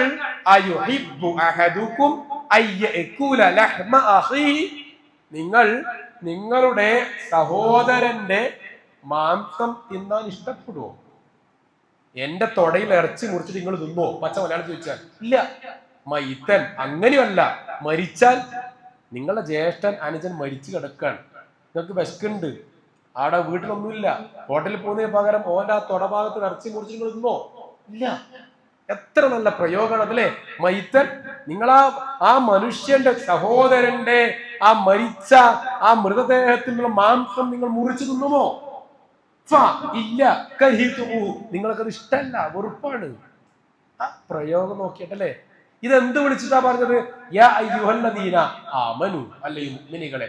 അപ്പൊ നമ്മുടെ കടമയാണ് എന്റെ നാവിലൂടെ ഒരു മനുഷ്യനെ കുറിച്ചും മോശമായത് പറയാൻ പാടില്ല, അത് ബാധ്യതയാണ്. അതാണ് ആയിഷ ബീവിയോട് പറഞ്ഞത്, കടലിൽ കലക്കിയാൽ ആ കടലിന്റെ വെള്ളത്തിന്റെ നിറം മാറും. അപ്പൊ നമ്മുടെ ബാധ്യത എന്താ? കടൽ സംരക്ഷിക്കുക, വെള്ളം ശുദ്ധമായി സംരക്ഷിക്കുക എന്നുള്ളത് ഒരു മുഅ്മിനിന്റെ ബാധ്യതയാണ്. എങ്ങനെ? ഇങ്ങനെയും. ഇത് ബാധ്യതയായിട്ടാണ് ഇസ്ലാം നമ്മെ പഠിപ്പിച്ചത് എന്നുള്ളതാണ്. അപ്പൊ അത് മൂന്നാമതായാണ് വസ്സഹ്ലിൻ, ലോലമായ മനസ്സുണ്ടാവണം. ഇത് നമ്മുടെ ജീവിതമായി മാറണം. എല്ലാവരെയും അറ്റാച്ച് ചെയ്യാൻ ശ്രദ്ധിക്കേണ്ടതുണ്ട്. ഇന്ന് മാതാപിതാക്കൾക്ക് പോലും അറ്റാച്ച്മെന്റ് ഇല്ല സത്യത്തിൽ മക്കളോട്, അല്ലെ? ഒരു 3 വയസ്സുള്ള കുട്ടിയെയും കൂട്ടി ഉമ്മ അല്ലെങ്കിൽ ഉപ്പ ബസ് സ്റ്റോപ്പിലേക്ക് നടക്കണം, ഒരു 5 മിനിറ്റ് നടക്കാനുണ്ട്. പണ്ടാണെങ്കിൽ ആ 3 വയസ്സുള്ള കുട്ടിയെയും കൂട്ടിയിട്ട് ഉമ്മയോ ഉപ്പയോ എങ്ങനെയാ നടക്കുക?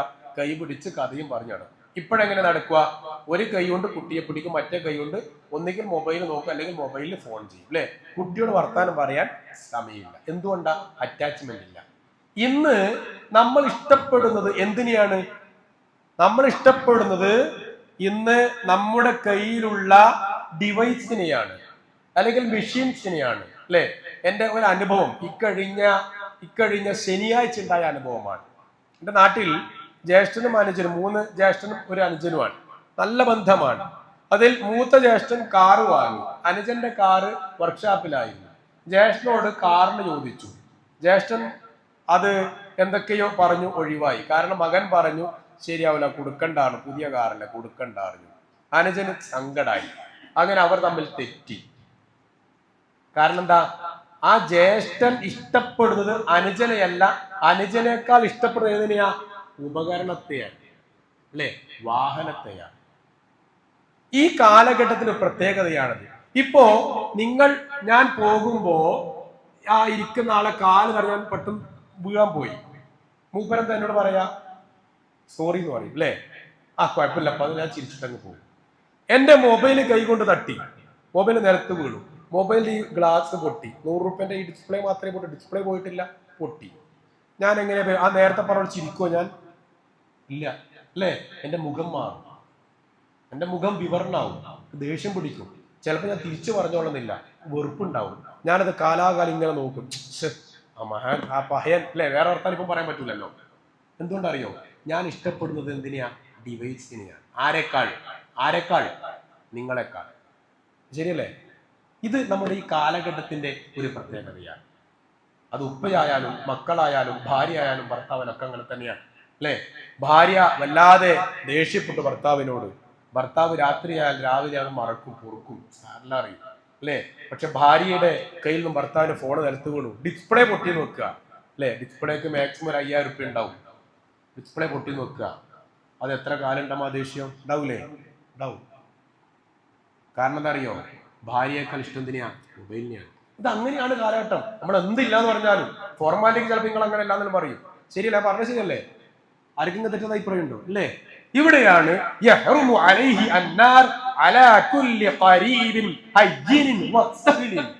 നമ്മൾ നരകം ഹറാമാണ് 3 കടമകൾ പാലിച്ചാൽ ആ കടമ ഒന്ന് ഇടപാടാണ്, ബന്ധമാണ്.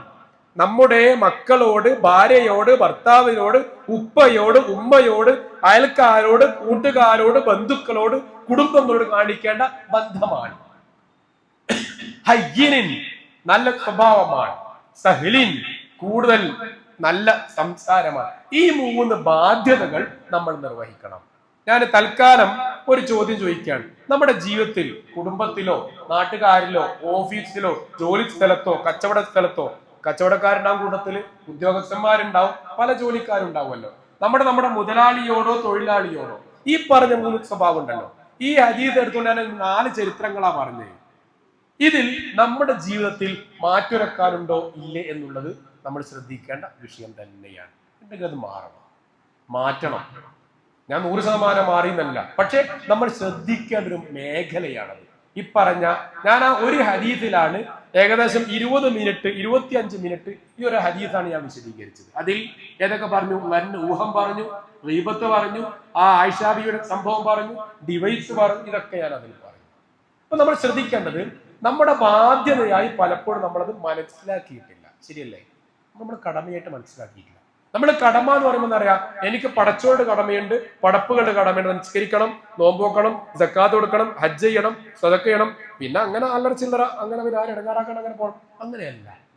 ഇതൊരു മിനിമം പരിപാടിയല്ല. സ്വർഗത്തിൽ പോകാൻ എളുപ്പമാണ്. നേരെ തിരിച്ചാ പറയല്ലേ, സ്വർഗത്തിൽ പോകാൻ ഭയങ്കര അല്ല, സ്വർഗത്തിൽ പോകാൻ എളുപ്പമാണ്. കാരണം എന്താ, നമ്മളെ മര്യാദയ്ക്ക് ജീവിച്ചാൽ മതി. നമ്മുടെ ജീവിതം നേർക്കുനേരുള്ള റൂട്ടിലാണെങ്കിൽ നമുക്ക് എന്ത് ചെയ്യാം, സ്വർഗത്തിലേക്ക് പോകാൻ വളരെ എളുപ്പമായിട്ട് പോകാൻ പറ്റും. ഒരുപാട് തെളിവുകൾ നമുക്കതിന് സമർപ്പിക്കാൻ പറ്റുന്നതാണ്. അപ്പൊ ആ രൂപത്തിൽ നമ്മുടെ ജീവിതത്തിൽ നാം പാലിക്കേണ്ട മറ്റൊരു മര്യാദ. ഇനി ചിലത് പടപ്പുകളോട് പറയാം, പടച്ചവനോട് പറയാം. പടപ്പുകളോട് കുറെ കാര്യങ്ങൾ പറഞ്ഞല്ലോ, ഇനി പടപ്പുകളോട് പറയാം. അത് കഴിയുകയാണെങ്കിൽ ഇൻഷാ അല്ലാഹ് വീണ്ടും തിരിച്ചു വരാം വിഷയത്തിലേക്ക് തന്നെ. പിന്നെ പടച്ചവനോടുള്ള ബാധ്യത. നമ്മൾ സൂറത്തുൽ അഹ്സാബ് 33-ാമത്തെ സൂറത്തിലെ 35-ാമത്തെ ആയത്താണ്. 35-ാമത്തെ ആയത്ത്, ഇന്നൽ മുസ്ലിമീന വൽ മുസ്ലിമാതി വൽ മുഅ്മിനീന വൽ മുഅ്മിനാതി വൽ ഖാനിതീന വൽ ഖാനിതാതി വസ്സാദിഖീന വസ്സാദിഖാതി വസ്സാബിരീന വസ്സാബിറാതി വൽ ഖാശിഈന വൽ ഖാശിആതി വൽ മുതസദ്ദിഖീന വൽ മുതസദ്ദിഖാതി വസ്സായിമീന വസ്സായിമാതി വൽ ഹാഫിളീന ഫൂജഹും വൽ ഹാഫിളാത്. അവിടം വരെ എന്റെ വിഷയമല്ല. ഇതൊക്കെ എല്ലാവർക്കും അറിയുന്ന ആയത്തായിരിക്കും മിക്കവാറും, അല്ലെ? ആ ആയത്ത് അറിയാത്തവരുണ്ടെങ്കിൽ ഒന്ന് വായിച്ചു നോക്കണം. മുസ്ലിമായ ആണ് പെണ്ണ്, മുഅ്മിനായ ആണ് പെണ്ണ്, ഇങ്ങനെ പറഞ്ഞിട്ട് അതിന് ശേഷം പറയുന്ന ഒരു പ്രയോഗമാണ് എന്റെ വിഷയം. ദിക്ർ ചെയ്യുന്ന ആണും ദിക്ർ ചെയ്യുന്ന പെണ്ണും അല്ലാഹുവിനുള്ള കടമയിൽ പറഞ്ഞ കൂട്ടത്തിൽ ഒന്നാണത്. അപ്പോ മുസ്ലിമായ ആണും മുസ്ലിമായ പെണ്ണും, മുസ്ലിമായ കുറച്ച് പണിയുണ്ടല്ലോ, മുഅ്മിനായ ആണും മുഅ്മിനായ പെണ്ണും, പിന്നെ സത്യസന്ധന്മാരായ ആണും സത്യസന്ധന്മാരായ പെണ്ണും, ഖാശിഈനായ തഖ്വയുള്ള ഖുശൂ ഉള്ള ആണും ഖുശൂ ഉള്ള പെണ്ണും, പിന്നെ പറഞ്ഞു കീഴ്വണക്കമുള്ള ആണും കീഴ്വണക്കമുള്ള പെണ്ണും, നോമ്പുകാരായ ആണും നോമ്പുകാരായ പെണ്ണും, അതേപോലെ തന്റെ ലൈംഗികാവയവം സൂക്ഷിക്കുന്ന ആണും പെണ്ണും എന്ന് പറഞ്ഞു. ഇതൊക്കെ പറഞ്ഞു നമ്മുടെ ജീവിതത്തിൽ കാണിക്കണം. ശേഷം പറഞ്ഞൊരു പ്രയോഗമാണ്. അത് ഒരുപാട് തവണ ഞാൻ ആലോചിച്ചു, നിങ്ങളും ആലോചിക്കേണ്ടതാണ്. ഇതൊക്കെ ചെയ്യേണ്ടതാണല്ലോ, അല്ലെ? ഇസ്ലാമാകും കുറച്ച് പണിയെടുക്കണം, കാനിത്തീൻ, അല്ലെ? പ്രാർത്ഥിക്കണം, സ്കരിക്കണം, മറ്റേ കളവരാടിക്കണം, ലൈംഗികാവയവം സൂക്ഷിക്കണം, ഇതൊക്കെ കുറച്ച് പണിയുള്ളതാണ്. ശേഷം പറഞ്ഞത് ദിക്ർ എന്ന് പറഞ്ഞാൽ നമുക്കറിയാം, നമ്മളെന്താ മനസ്സിലാക്കിയത്? ദിക്റിന് ലാ ഇലാഹ ഇല്ലല്ലാഹ് ഇതാണ്, അല്ലെ? പക്ഷെ അങ്ങനെയല്ല. ഈ മുസ്ലിം ആകുന്നത് പോലെ, മുസ്ലിം എന്ന് പറഞ്ഞാല് രാവിലെ നമ്മൾ 4 മണിക്ക് എഴുന്നേറ്റു, 6 മണി വരെ മുസ്ലിം.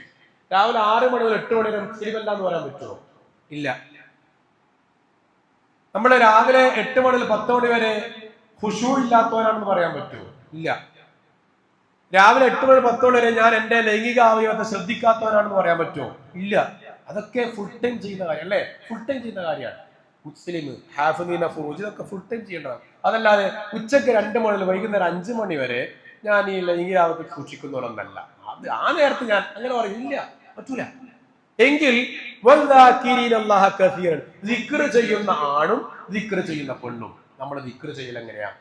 ഒന്നിക്കൽ 100 നിസ്കാര ശേഷം സുബ്ഹാനല്ലാഹ് അൽഹംദുലില്ലാഹ് അല്ലാഹു ചെയ്യും അല്ലേ? രാവിലെ സുബ്ഹാനല്ലാഹി ബിഹംദിഹി 100 പ്രാവശ്യം, വൈകുന്നേരം 100 പ്രാവശ്യം. ഇങ്ങനെ പെർമനന്റ് പെർട്ടിക്കുലർ ടൈമിനാണ് ദിക്ർ ചൊല്ലല്ലേ? അങ്ങനല്ലേ അല്ലേ? അപ്പോ അതാണോ ഈ ദിക്ർ എന്ന് പറഞ്ഞാൽ? ആയിരിക്കും. അല്ല ഒന്നിച്ചാ പറഞ്ഞത്. ഞാൻ പറഞ്ഞ ആയത്ത് മനസ്സിലായിട്ടുണ്ടോ? മനസ്സിലാത്തവർക്ക് ചോദിക്കാട്ടോ. ഞാൻ പറഞ്ഞ ആയത്ത് മനസ്സിലായിട്ടുണ്ടോ? മുസ്ലിമീന മുസ്ലിമാത്ത്. അപ്പൊ മുസ്ലിം എന്ന് പറഞ്ഞാൽ നമ്മുടെ ജീവിതത്തിൽ 24 മണിക്കൂറിൽ ഒരു സെക്കൻഡ് പോലും മാറ്റിവെക്കാൻ പറ്റൂല. പിന്നെ മുഅ്മിനീൻ എന്ന് പറഞ്ഞു. മുഅ്മിൻ എന്ന് പറഞ്ഞാൽ ഒരു സെക്കൻഡ് പോലും മാറ്റിവെക്കാൻ പറ്റൂല. അതിൽ ഖാനിതീന്, സ്വാബിരീന്, ഹാഷിദൊന്നും 24 മണിക്കൂർ ഉണ്ടാവേണ്ടതാണ്. എങ്കിൽ ലാസ്റ്റ് പറഞ്ഞ ഈ ദിക്ർ എന്നുള്ളതും 24 മണിക്കൂർ വേണോ വേണ്ടേ? വേണോ? നമ്മളൊന്ന് പറയും. വേണോ? വേണം. അപ്പൊ എന്താണ് ആ ദിക്ർ എന്ന് പറഞ്ഞാൽ? നമ്മുടെ കാഴ്ചപ്പാടിൽ ദിക്ർ എന്ന് പറഞ്ഞാൽ രാവിലെ എഴുന്നേൽക്കുമ്പോൾ അൽഹംദുലില്ലാഹില്ലദീ അഹ്യാനാ ബഅദമാ അമാതനാ വഇലൈഹി നുശൂർ, ഇതാണ് നമ്മുടെ ദിക്ർ. സത്യത്തിൽ ഈ ആയത്ത് നിങ്ങൾ വീട്ടിൽ പോയിട്ട് വായിച്ചു നോക്കണം. അഹ്സാബിലെ 35-ാമത്തെ ആയത്ത് ഒന്ന് വായിച്ചു നോക്കണം. അതിൽ ദിക്ർ എന്ന് പറഞ്ഞാൽ ഇത് ദിക്റാണ്. നമ്മൾ ഈ പറഞ്ഞ അൽഹംദുലില്ലയും അല്ലാഹു അക്ബർ ദിക്റാണ്. പക്ഷേ ദിക്ർ എന്ന് പറഞ്ഞാൽ ആ സമയത്ത് മാത്രം ചൊല്ലേണ്ട ഒന്നിനെ അല്ല ഇസ്ലാം ദിക്ർ എന്ന് പറഞ്ഞത്. മറിച്ച് അല്ലാഹയോടുള്ള ഏറ്റവും വലിയ കടമയെ ആണ് ദിക്ർ എന്ന് ഖുർആനും ഹദീസും വിളിച്ചത്. ഒന്നുകൂടി പറഞ്ഞാൽ, റസൂൽ ചോദിച്ചല്ലോ, നിങ്ങളുടെ വീട്ടിന്റെ മുമ്പിലൂടെ ഒരു പുഴ ഒഴുകുന്നു. ആ പുഴയിൽ നിങ്ങൾ 5 നേരം കുളിച്ചാൽ നിങ്ങളുടെ ശരീരത്തിൽ വല്ല അഴുക്കും ഉണ്ടാകുമോ? കേട്ട ഹദീസാണല്ലോ അല്ലെ?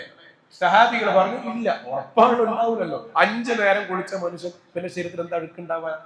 അപ്പോഴാണ് റസൂൽ പറഞ്ഞത്, എങ്കിൽ 5 നേരത്തെ നിങ്ങളുടെ നിസ്കാരം എല്ലാ തെറ്റിൽ നിന്നും നിങ്ങളെ ശുദ്ധിയാക്കി. ആ ഹദീസിനെ വിശദീകരിക്കുന്ന ഒരു ഹദീസും കൂടി പറയാം.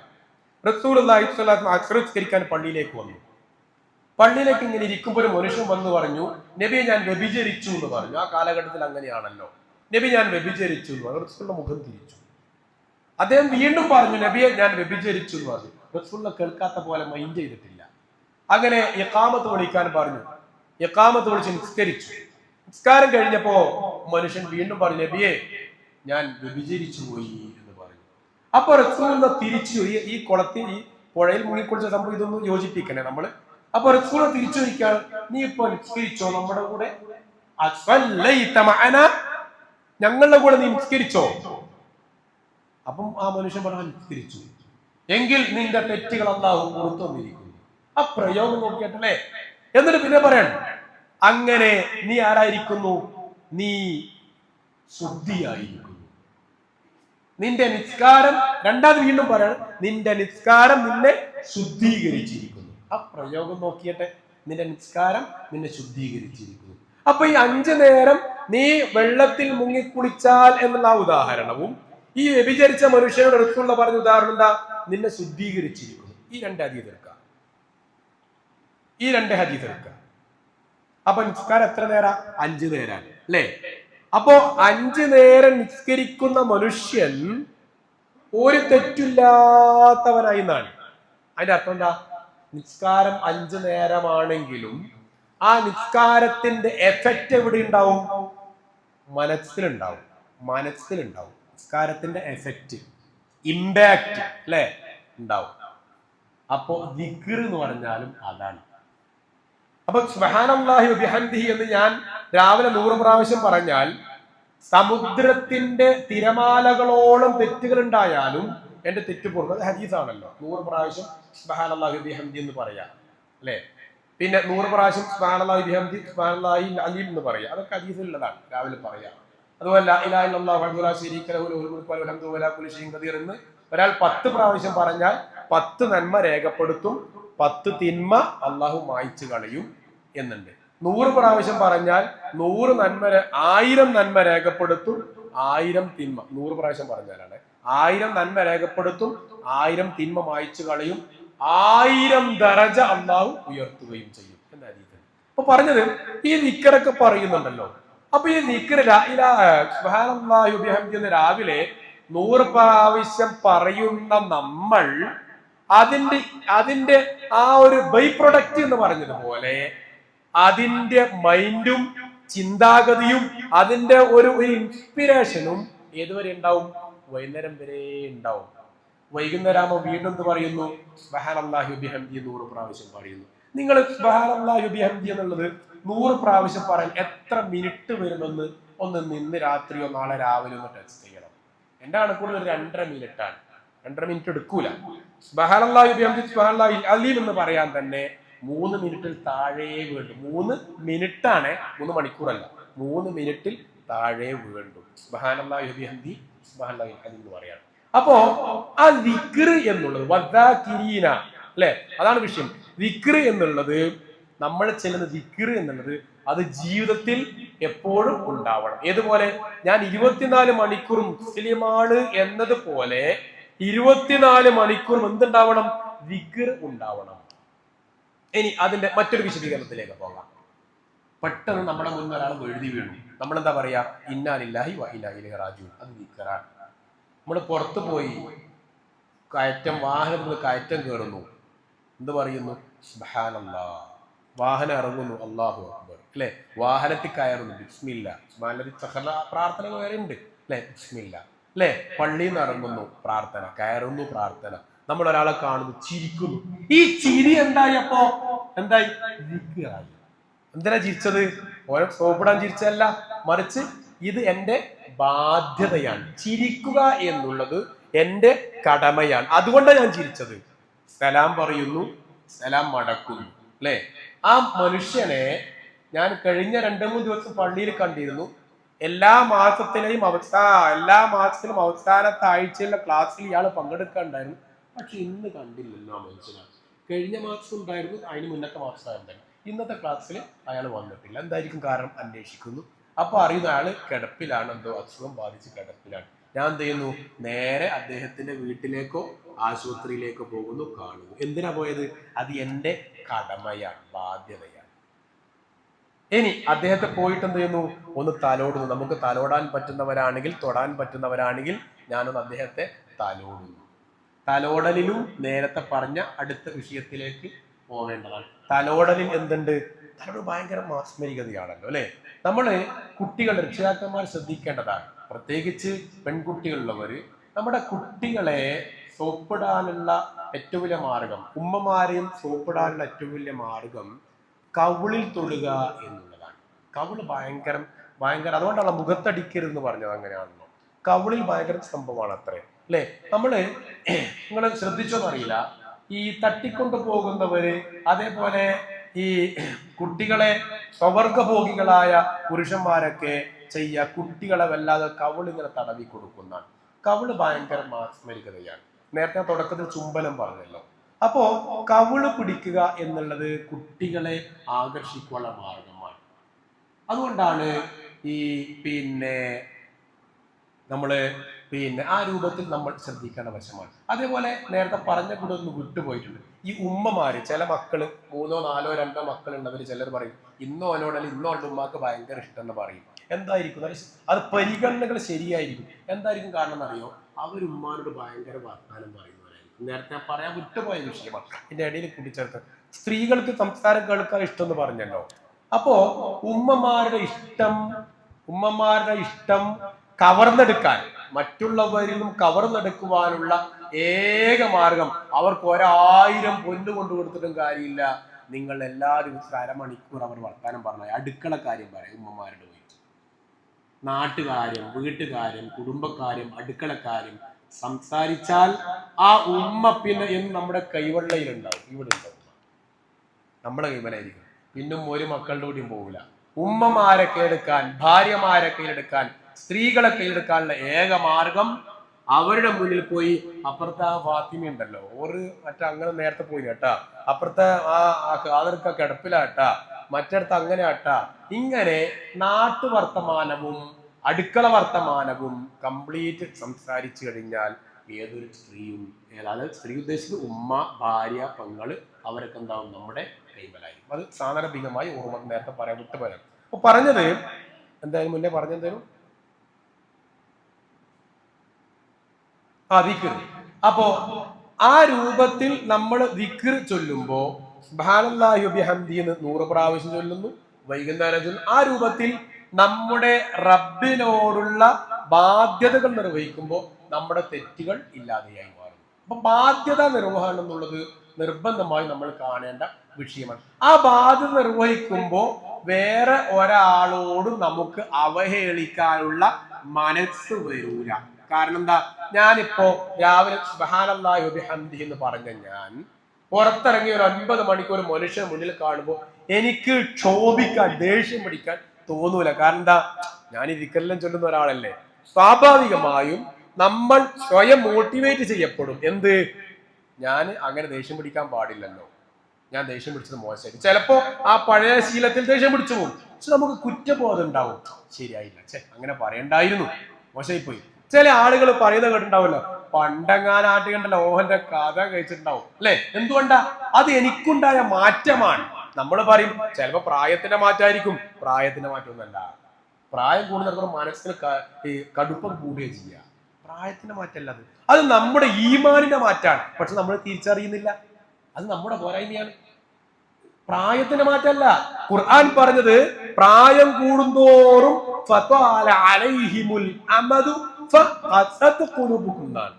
പ്രായം കൂടുമ്പോ ഹൃദയം കഠിനമാകുന്നാണ്. അതങ്ങനെ തന്നെ ഉണ്ടാവുക.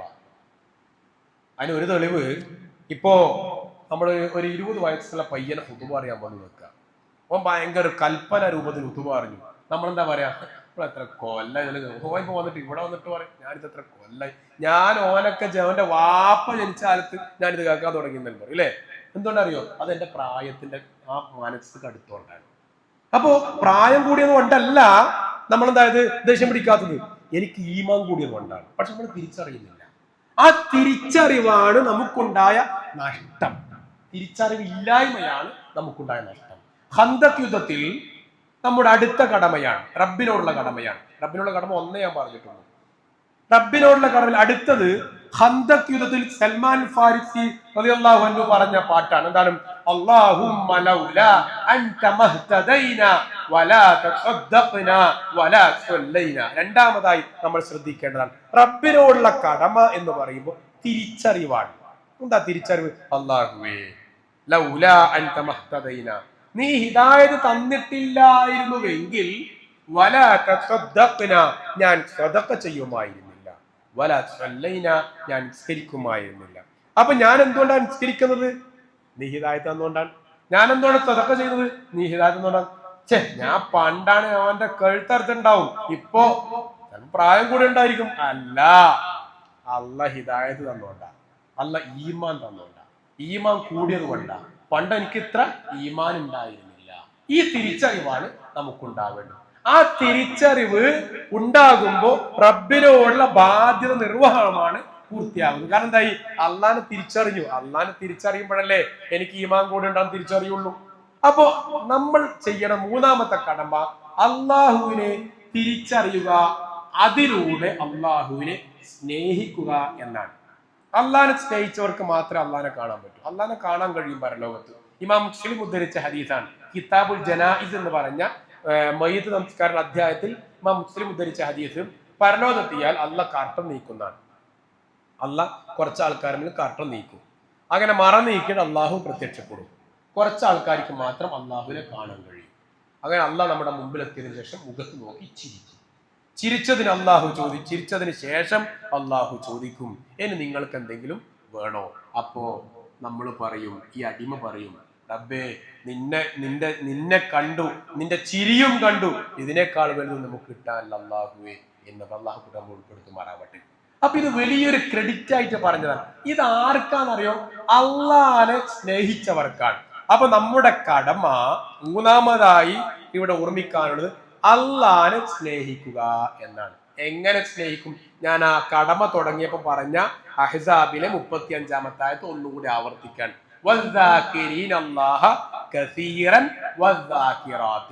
എപ്പോഴും ദിക്ർ ഉണ്ടാവുക.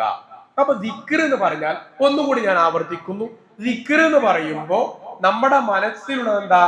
എപ്പോഴെങ്കിലും ചൊല്ലുന്ന അക്ഷരങ്ങളാണ്. അസ്തഗ്ഫിറുല്ലാഹ് ദിക്ർ ചൊല്ലി കഴിഞ്ഞു. പിന്നെ എപ്പോഴാ അസ്തഗ്ഫിറുല്ലാഹ് പറയാ? അടുത്ത നിസ്കാരത്തിലാണ്. അതല്ല ദിക്ർ. ദിക്ർ എന്ന് പറഞ്ഞാൽ ഒരു മുസ്ലിം എന്ന് പറഞ്ഞാൽ 24 മണിക്കൂറാണ്, ഒരു മിനിറ്റും ഒഴിവാക്കാൻ പറ്റൂല. അതേപോലെ ദിക്ർ എന്ന് പറഞ്ഞാലും 24 മണിക്കൂറും ഉണ്ടാവേണ്ട ഒരു സംഗതിയാണ്. അപ്പൊ അതെങ്ങനെയാണ്? ദിക്ർ എന്ന് പറഞ്ഞാൽ കേവലം അക്ഷരം മാത്രം അല്ല, അക്ഷരത്തിലുണ്ടാവുന്ന പ്രതിധ്വനിയുണ്ട്, ഒരു എക്കോ ഉണ്ട്, ഒരു മാറ്റമുണ്ട്, ഒരു ബാക്കപ്പ് ഉണ്ട്. എന്താണ് ആ ബാക്കപ്പ്? നേരത്തെ പറഞ്ഞതുപോലെ ഞാൻ എന്ത് ചെയ്യുന്നു? ആ ദിക്ർ ചൊല്ലി, അല്ലെ, ലാ ഇലാഹ ഇല്ലല്ലാഹ് എന്ന് ദിക്ർ ചൊല്ലി, ആ ദിക്ർ ചൊല്ലി പുറത്തിറങ്ങുമ്പോഴാണ് ഒരു മനുഷ്യൻ തെറിയുമായി നടക്കുന്നു. ഞാൻ അങ്ങോട്ട് പോയി തെറി പറയാൻ പോയാലോ, എന്റെ ലാ ഇലാഹ എന്തായിട്ടില്ല, എനിക്ക് എഫക്റ്റ് ആയിട്ടില്ല, എനിക്ക് പാലിച്ചിട്ടില്ല. അപ്പൊ അവിടെ പോകുന്നു, ശാന്തമായി പ്രതികരിക്കാൻ ഞാൻ തയ്യാറാകുന്നു. ഇതൊരു ഘടകമാണ്. ഇനി ലാ ഇലാഹ ഇല്ലല്ലാഹ് എന്ന് ഞാൻ ചൊല്ലി ഞാൻ പുറത്തിറങ്ങുമ്പോ ഒരു മനുഷ്യൻ എന്റെ ഉപദേശം ആവശ്യമാണെന്ന് എനിക്ക് ബോധ്യപ്പെടുന്നു, അവനോട് ഉപദേശിക്കുന്നു. ഉപദേശിച്ചിട്ടില്ലെങ്കിലോ ഞാൻ ലാ ഇലാഹ ഇല്ലല്ലാഹ് ജീവിതത്തിൽ പകർത്തിയിട്ടില്ല. ഞാൻ രാവിലെ സുബഹി നിസ്കരിച്ചു വീട്ടിലേക്ക് പോകുമ്പോ എന്റെ ഭാര്യ ഇടത് കൈകൊണ്ട് ചായ കുടിക്കുന്നു, അപ്പോ ബോധ്യമാണ് അത് തെറ്റാണ്. എടീ, ആ വലതുകൊണ്ട് കുടിച്ചതിന് ഒരു കൂലി കിട്ടുമല്ലോ എന്ന് ഞാൻ ചിരിച്ചുകൊണ്ട് ഗുണകാംക്ഷയോടെ പറഞ്ഞാൽ എന്റെ ആ ലാ ഇലാഹ ഇല്ലല്ലാഹ് ഫലവത്തായി, എഫക്റ്റായി. അതില്ലെങ്കിലോ എനിക്ക് ദിക്റില്ല. അപ്പൊ ദിക്ർ എന്ന് പറഞ്ഞാൽ നമ്മുടെ ജീവിതത്തിൽ 24 മണിക്കൂറും ഉണ്ടായിരിക്കേണ്ട, അത് റണ്ണിങ് ആയിരിക്കേണ്ട ഒരു സംഗതിയെയാണ് സൂറത്തുൽ അഹ്സാബിൽ അല്ലാഹ് പറഞ്ഞ വദാകിരീനല്ലാഹ കസീറൻ വദാകിറാത്ത് എന്ന് പറഞ്ഞു. മനസ്സിലായിട്ടുണ്ടാവും. ഇത് എന്റെ സ്വയം വ്യാഖ്യാനമല്ല കേട്ടോ.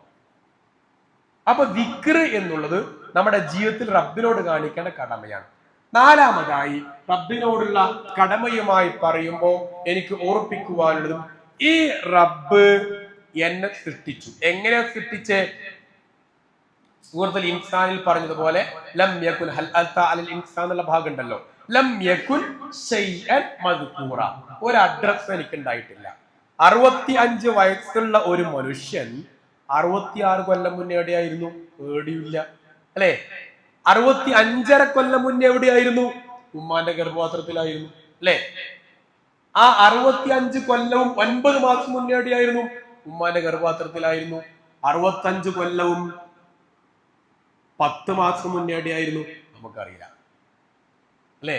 ലം യകുൻ ശൈഅൻ മദ്കൂറ, എവിടെയാണ് നമുക്കായിരിക്കും അറിയില്ല. എന്നിട്ട് അവൻ എങ്ങനെയാ വന്നത്? മിൻ നുത്ഫത്തിൻ, ഇന്ദ്രിയത്തുള്ളിയിൽ നിന്ന്. അപ്പൊ ഈ ഇരിക്കുന്ന നിങ്ങളും ഈ പറയുന്ന ഞാനും ആരായിരുന്നു? ഇന്ദ്രിയത്തുള്ളിയായിരുന്നു. ഇന്ദ്രിയത്തുള്ളി പറയാൻ നമുക്ക് നാണുണ്ട്, കേൾക്കാനും നാണുണ്ട്, മടിയുണ്ട്, അല്ലെ? പക്ഷെ ആ ഒരു ഇന്ദ്രിയത്തുള്ളി, ഒരു അണ്ഡവും ബീജവും സംയോജിച്ചുണ്ടായ ഒരു സംഗതിയാണ് ഈ പ്രസംഗിക്കുന്ന ഞാൻ. എന്റെ ഒച്ച, എന്റെ കണ്ണ്, എന്റെ കാത്, എന്റെ മൂക്ക്, എന്റെ നാക്ക്, എന്റെ തൊണ്ട, എന്റെ കൈ, എന്റെ കാൽ, എന്റെ ശരീരം, എന്റെ ആരോഗ്യം, എന്റെ ഓട്ടം, എന്റെ ചാട്ടം, എന്റെ എല്ലാം അതാണ് ആ ഒരു ഇന്ദ്രിയത്തുള്ളിയാണ്. ഒന്ന് ആലോചിച്ച് നോക്കിയട്ടെ, ആ ഇന്ദ്രിയത്തുള്ളി നമുക്ക് ഇങ്ങനെ എടുത്ത് കാണിക്കാൻ പറ്റുമോ? ഇല്ല. നമ്മൾ കാണിക്കുന്നത് കുറേ കോശങ്ങളാണ്. ആ ഒറ്റ സാധനമാണല്ലോ മനുഷ്യനായി മാറുന്നത്. ആ ഒറ്റ സാധനം മാത്രം നമുക്ക് എടുത്ത് കാണിക്കാൻ പറ്റുമോ? കാണിക്കാൻ പറ്റൂല, കിട്ടൂല, അല്ലെ? ഒരുപാട് കോശങ്ങൾ, ഒന്ന് മാത്രമാണ് കുട്ടിയായി മാറിയത്. ഒരുപാട് കോശങ്ങളിൽ ഒന്ന് മാത്രമാണ്. ആ ഒരു കോശം നമുക്ക് എടുത്തു കാണിക്കാൻ പറ്റൂല, മൈക്രോസ്കോപ്പ് വേണം. അപ്പൊ ആ ഒരു ഇന്ദ്രിയത്തുള്ളി, ആ ഒരു ഇന്ദ്രിയത്തുള്ളിയാണ് ആയത്. സൂറത്തുൽ ഹജ്ജിലെ 5-ാമത്തെ ആയത്തിൽ പറയുന്നുണ്ടാവും, അല്ലെ? മിന്നു തുഫ, പിന്നെയോ മിൻ അലഖ, പിന്നെ അതെന്തായി? രക്തക്കട്ടയായി. ആ രക്തക്കട്ടയാണ് ഞാൻ. പിന്നെന്തായി? മുളക, പിന്നെ മാംസക്കട്ടയായി. ആ മാംസക്കട്ടയാണ് ഞാൻ. പിന്നെ ആ മുളകത്ത് എന്തായി? അതിനെ ഇറച്ചി എല്ലുകൾ പൊതിഞ്ഞു, അതാണ് ഞാൻ. പിന്നെന്തായി? അതിനെ വീണ്ടും മാംസം പൊതിഞ്ഞു, അതാണ് ഞാൻ. പിന്നെന്തായി? കണ്ണും കാതും മൂക്കൊക്കെ അതിന് കൊടുത്തു. എന്നിട്ട് എവിടെ ഉണ്ടായത്? ഉമ്മാന്റെ ഗർഭപാത്രത്തിലായിരുന്നു. അവിടുന്ന് പുറത്തേക്ക് വന്നു, അതാണ് ഞാൻ. ഈ ഞാൻ ഉമ്മാന്റെ ഗർഭപാത്രത്തിലായിരുന്നു എന്ന് നമുക്ക് സങ്കല്പിക്കാൻ പറ്റുന്നുണ്ടോ? അല്ലെ? ഈ നല്ല തടിയും 92 തൂക്കുള്ള ഞാനും 92 കിലോ തൂക്കമുള്ള ഞാനും എന്റെ ഉമ്മാന്റെ ഗർഭപാത്രത്തിൽ നിന്നാണ് വന്നത് എന്ന് നമുക്ക് സങ്കല്പിക്കാൻ പറ്റും. നമുക്ക് അറിയുന്നോണ്ടല്ലേ നമ്മളത്. ഈ പ്രസവം എന്നുള്ള സംഗതി നമ്മൾ അറിഞ്ഞിട്ടില്ല നോക്കുക, കണ്ടിട്ടില്ല നോക്കുക, നമുക്ക് സങ്കല്പിക്കാൻ പറ്റുമോ? ഇല്ല. എന്നിട്ട് കുറെ പൊട്ടന്മാര് പറയുന്നു, ദാ മനുഷ്യൻ താല, ലോകം താലയുണ്ടായിരുന്ന മനുഷ്യൻ താനേ ഉണ്ടായെന്ന് നമുക്ക് പറയാൻ ധൈര്യമില്ല. അത് കണ്ടത് കൊണ്ടാണ്. ലോകം ഉണ്ടായി നമ്മൾ കണ്ടിട്ടില്ല. എന്റെ വിഷയം അതല്ല. അപ്പൊ അങ്ങനെ എന്നിട്ട് അള്ളാഹ് പറയാണ്, അങ്ങനെ നിങ്ങളെ ഈ നുത്തുഫത്തിനെ ഇന്ദ്രിയത്തുള്ളിയെ കുട്ടിയായി പുറത്തേക്ക് വന്നു. എന്നിട്ടോ അശുദ്ധ, ആ കുട്ടി നല്ല ചെറുപ്പക്കാരനായി. എന്നിട്ടോ അങ്ങനെ അതിനുശേഷം ചില ആൾക്കാർ മരിച്ചുപോയി. ചില ആൾക്കാരോ മരിക്കാതെ തന്നെ നിങ്ങളെ പോലെയുള്ള ചില ആൾക്കാർ എന്ത് ചെയ്തു? വാർദ്ധക്യത്തിലേക്ക് എത്തി. ഈ വാർദ്ധക്യത്തിന്റെ പ്രത്യേകത എന്താ?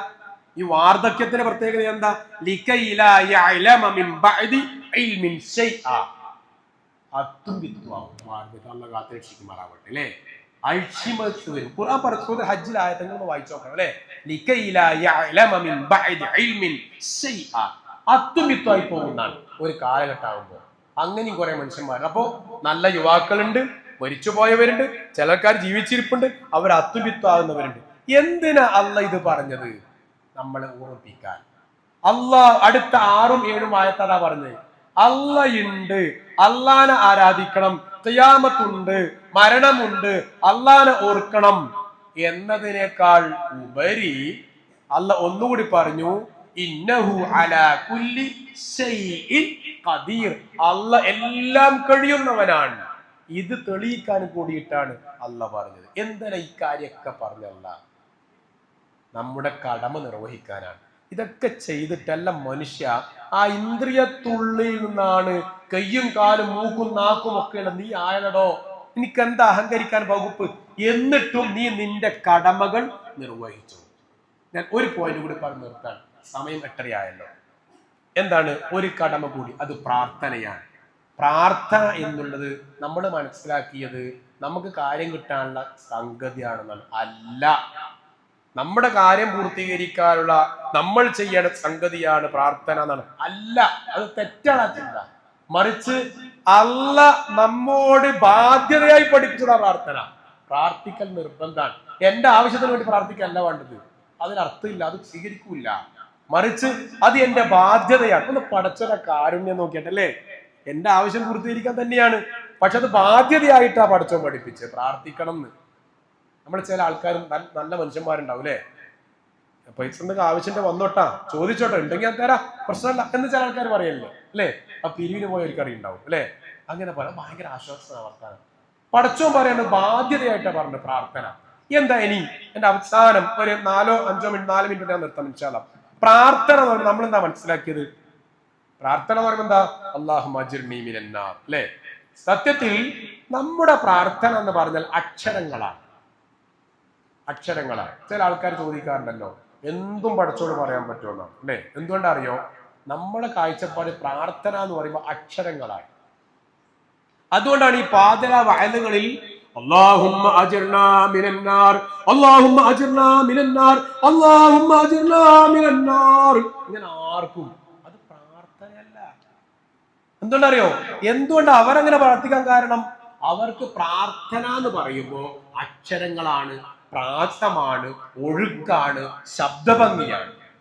അതിന് പ്രാർത്ഥന അല്ല വിളിച്ചില്ല. വലാത്ത ജിഹർ ബിസ്സലാത്ത്, പ്രാർത്ഥന കൊണ്ട് ഒച്ചിടാൻ പാടില്ല എന്നാണ്. പ്രാർത്ഥന മെല്ലെ പറയണ്ടേ. പ്രാർത്ഥനയ്ക്ക് ഹദീസിൽ വന്നൊരു പ്രയോഗം സ്വകാര്യം എന്നാണ്. സ്വകാര്യം ആരോട് നമ്മൾ പറയാ?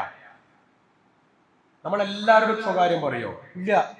ഭാര്യമാരോട് സ്വകാര്യം പറയും അല്ലെ. മക്കളെ വിഷയങ്ങള്, അയൽപ്പക്കത്തെ വിഷയം, കുശുമ്പ് അല്ലെ. സ്വകാര്യം ആരോടാ പറയാ? ചങ്ക് ബ്രോരോട്, ഇഷ്ടപ്പെട്ടവരോട് സ്വകാര്യം പറയും. സ്വകാര്യം വൈകെട്ടി പറയോ? ഒച്ചത്തി പറയോ? ഇല്ല. സ്വകാര്യം പറയുമ്പോൾ നമ്മുടെ കണ്ണിന്റെ അല്ലെ, സ്വകാര്യം പറയുമ്പോൾ ശരിക്കും വീഡിയോ എടുത്ത് വെക്കേണ്ടതാണ്. സ്വകാര്യം പറയുമ്പോൾ കണ്ണിന്റെ ഘടന മാറും, മുഖത്തിന്റെ ഘടന മാറും, ശരീരഭാഷ മാറും. ഒരു പ്രത്യേകമായ ഒരു ആംഗിളിൽ നിന്നിട്ടാ പറയാ സ്വകാര്യം. അതൊരു അങ്ങനെ വരും അറിയാതെ അല്ലെ. അപ്പൊ ഈ സ്വകാര്യം എന്നാണ് പ്രാർത്ഥനയെ കുറിച്ച് ഹദീസിൽ വന്ന പ്രയോഗം. എന്തുകൊണ്ടാ? സ്വകാര്യം പറയണം, അങ്ങനെ തന്നെയാണ്. അതുകൊണ്ടാണ് റസൂലുള്ള പറഞ്ഞത് സുജൂദിലുള്ള പ്രാർത്ഥനക്ക് ഉത്തരം കിട്ടാൻ ഏറെ സാധ്യതയുണ്ടെന്ന് പറഞ്ഞല്ലോ. ഒന്ന്. മറ്റൊരിക്കൽ പറഞ്ഞു സുജൂദ് അള്ളാഹുവുമായുള്ള രഹസ്യ സംഭാഷണമാണെന്ന് വന്നിട്ടുണ്ട്. മറ്റൊന്ന് പറഞ്ഞു സുജൂദിൽ നമുക്ക് സ്വകാര്യം പറയാം എന്ന് വന്നിട്ടുണ്ട്. അപ്പൊ സുജൂദിൽ സ്വകാര്യം എന്താ അർത്ഥം? ഇനി ഞാൻ സ്വകാര്യം പറഞ്ഞു പറയാം. സ്വകാര്യം ഇങ്ങനെ ചെവിൻ്റെ അടുത്ത് കൂട്ടി പിടിച്ചിട്ടാ പറയാം അല്ലേ, വളരെ ദുഃഖിച്ച് ശബ്ദം താഴ്ത്തി അങ്ങനെയാ പറയാ. അള്ളാഹ് എന്റെ മുമ്പിലുണ്ട്. അപ്പൊ അള്ളാഹിനോട് എവിടെ വെച്ച് സുജൂദിൽ വെച്ച് പറയുന്നു. അപ്പൊ അള്ളാഹിനോട് സ്വകാര്യം പറയുന്ന സമയമാണ് സുജൂദ്. ഇനി ഞാൻ പറഞ്ഞ ആ ശരീരഭാഷയും സുജൂദ് നിങ്ങളൊന്ന് കൂട്ടി യോജിപ്പിച്ചട്ടെ. നമ്മളൊരാൾ ഇങ്ങനെ പറയില്ല, ഇങ്ങനെ ചെവിൻ്റെ അടുത്ത് പോയിട്ട് ഉണ്ടല്ലോ അല്ലേ, ആ ഒരു പറച്ചിലുണ്ട്. സുജൂദിൽ എങ്ങനെയാ പറയാ? അപ്പൊ അതിനെന്താ ആവശ്യമില്ല? ശബ്ദം ആവശ്യമില്ല. അപ്പൊ സ്വകാര്യം പറച്ചിൽ എന്താ ആവശ്യമില്ല? അക്ഷരമല്ല വേണ്ടത്, മനസ്സാ വേണ്ടത്, കൽബ വേണ്ടത്. അവിടെയാണ് നബി സല്ലല്ലാഹു അലൈഹി വസല്ലമ രാത്രി നിസ്കരിക്കുമ്പോ കാലിൽ നീര് കെട്ടി, വയസ്സായല്ലോ, കാലിൽ നീര് കെട്ടിയപ്പോ കുറേ നിന്നു. അധികം നിൽക്കാൻ പറ്റൂല അല്ലെ, കുറേ നിന്നു. 1 മണിക്കൂർ 2 മണിക്കൂർ നിന്നു, കാലിൽ നീര് കെട്ടി. ആയിഷ ബീവി ചോദിച്ചു, അല്ല നബിയെ നിർത്തിക്കൂടെ? നിങ്ങളെ എല്ലാ തെറ്റും അല്ല പുറത്തില്ലേ, ഇനി എന്തിനാ ഇങ്ങനെ കാലിൽ നീര് കെട്ടുമാറ് മണിക്കൂറുകൾ നിൽക്കുന്നത്? മതി നബിയെ, മതി, നിർത്ത് എന്ന് പറഞ്ഞപ്പോ ആയിഷ ബീവിയോട് അല്ലാഹു റസൂൽ പറഞ്ഞ ഒരു പ്രയോഗമുണ്ട്.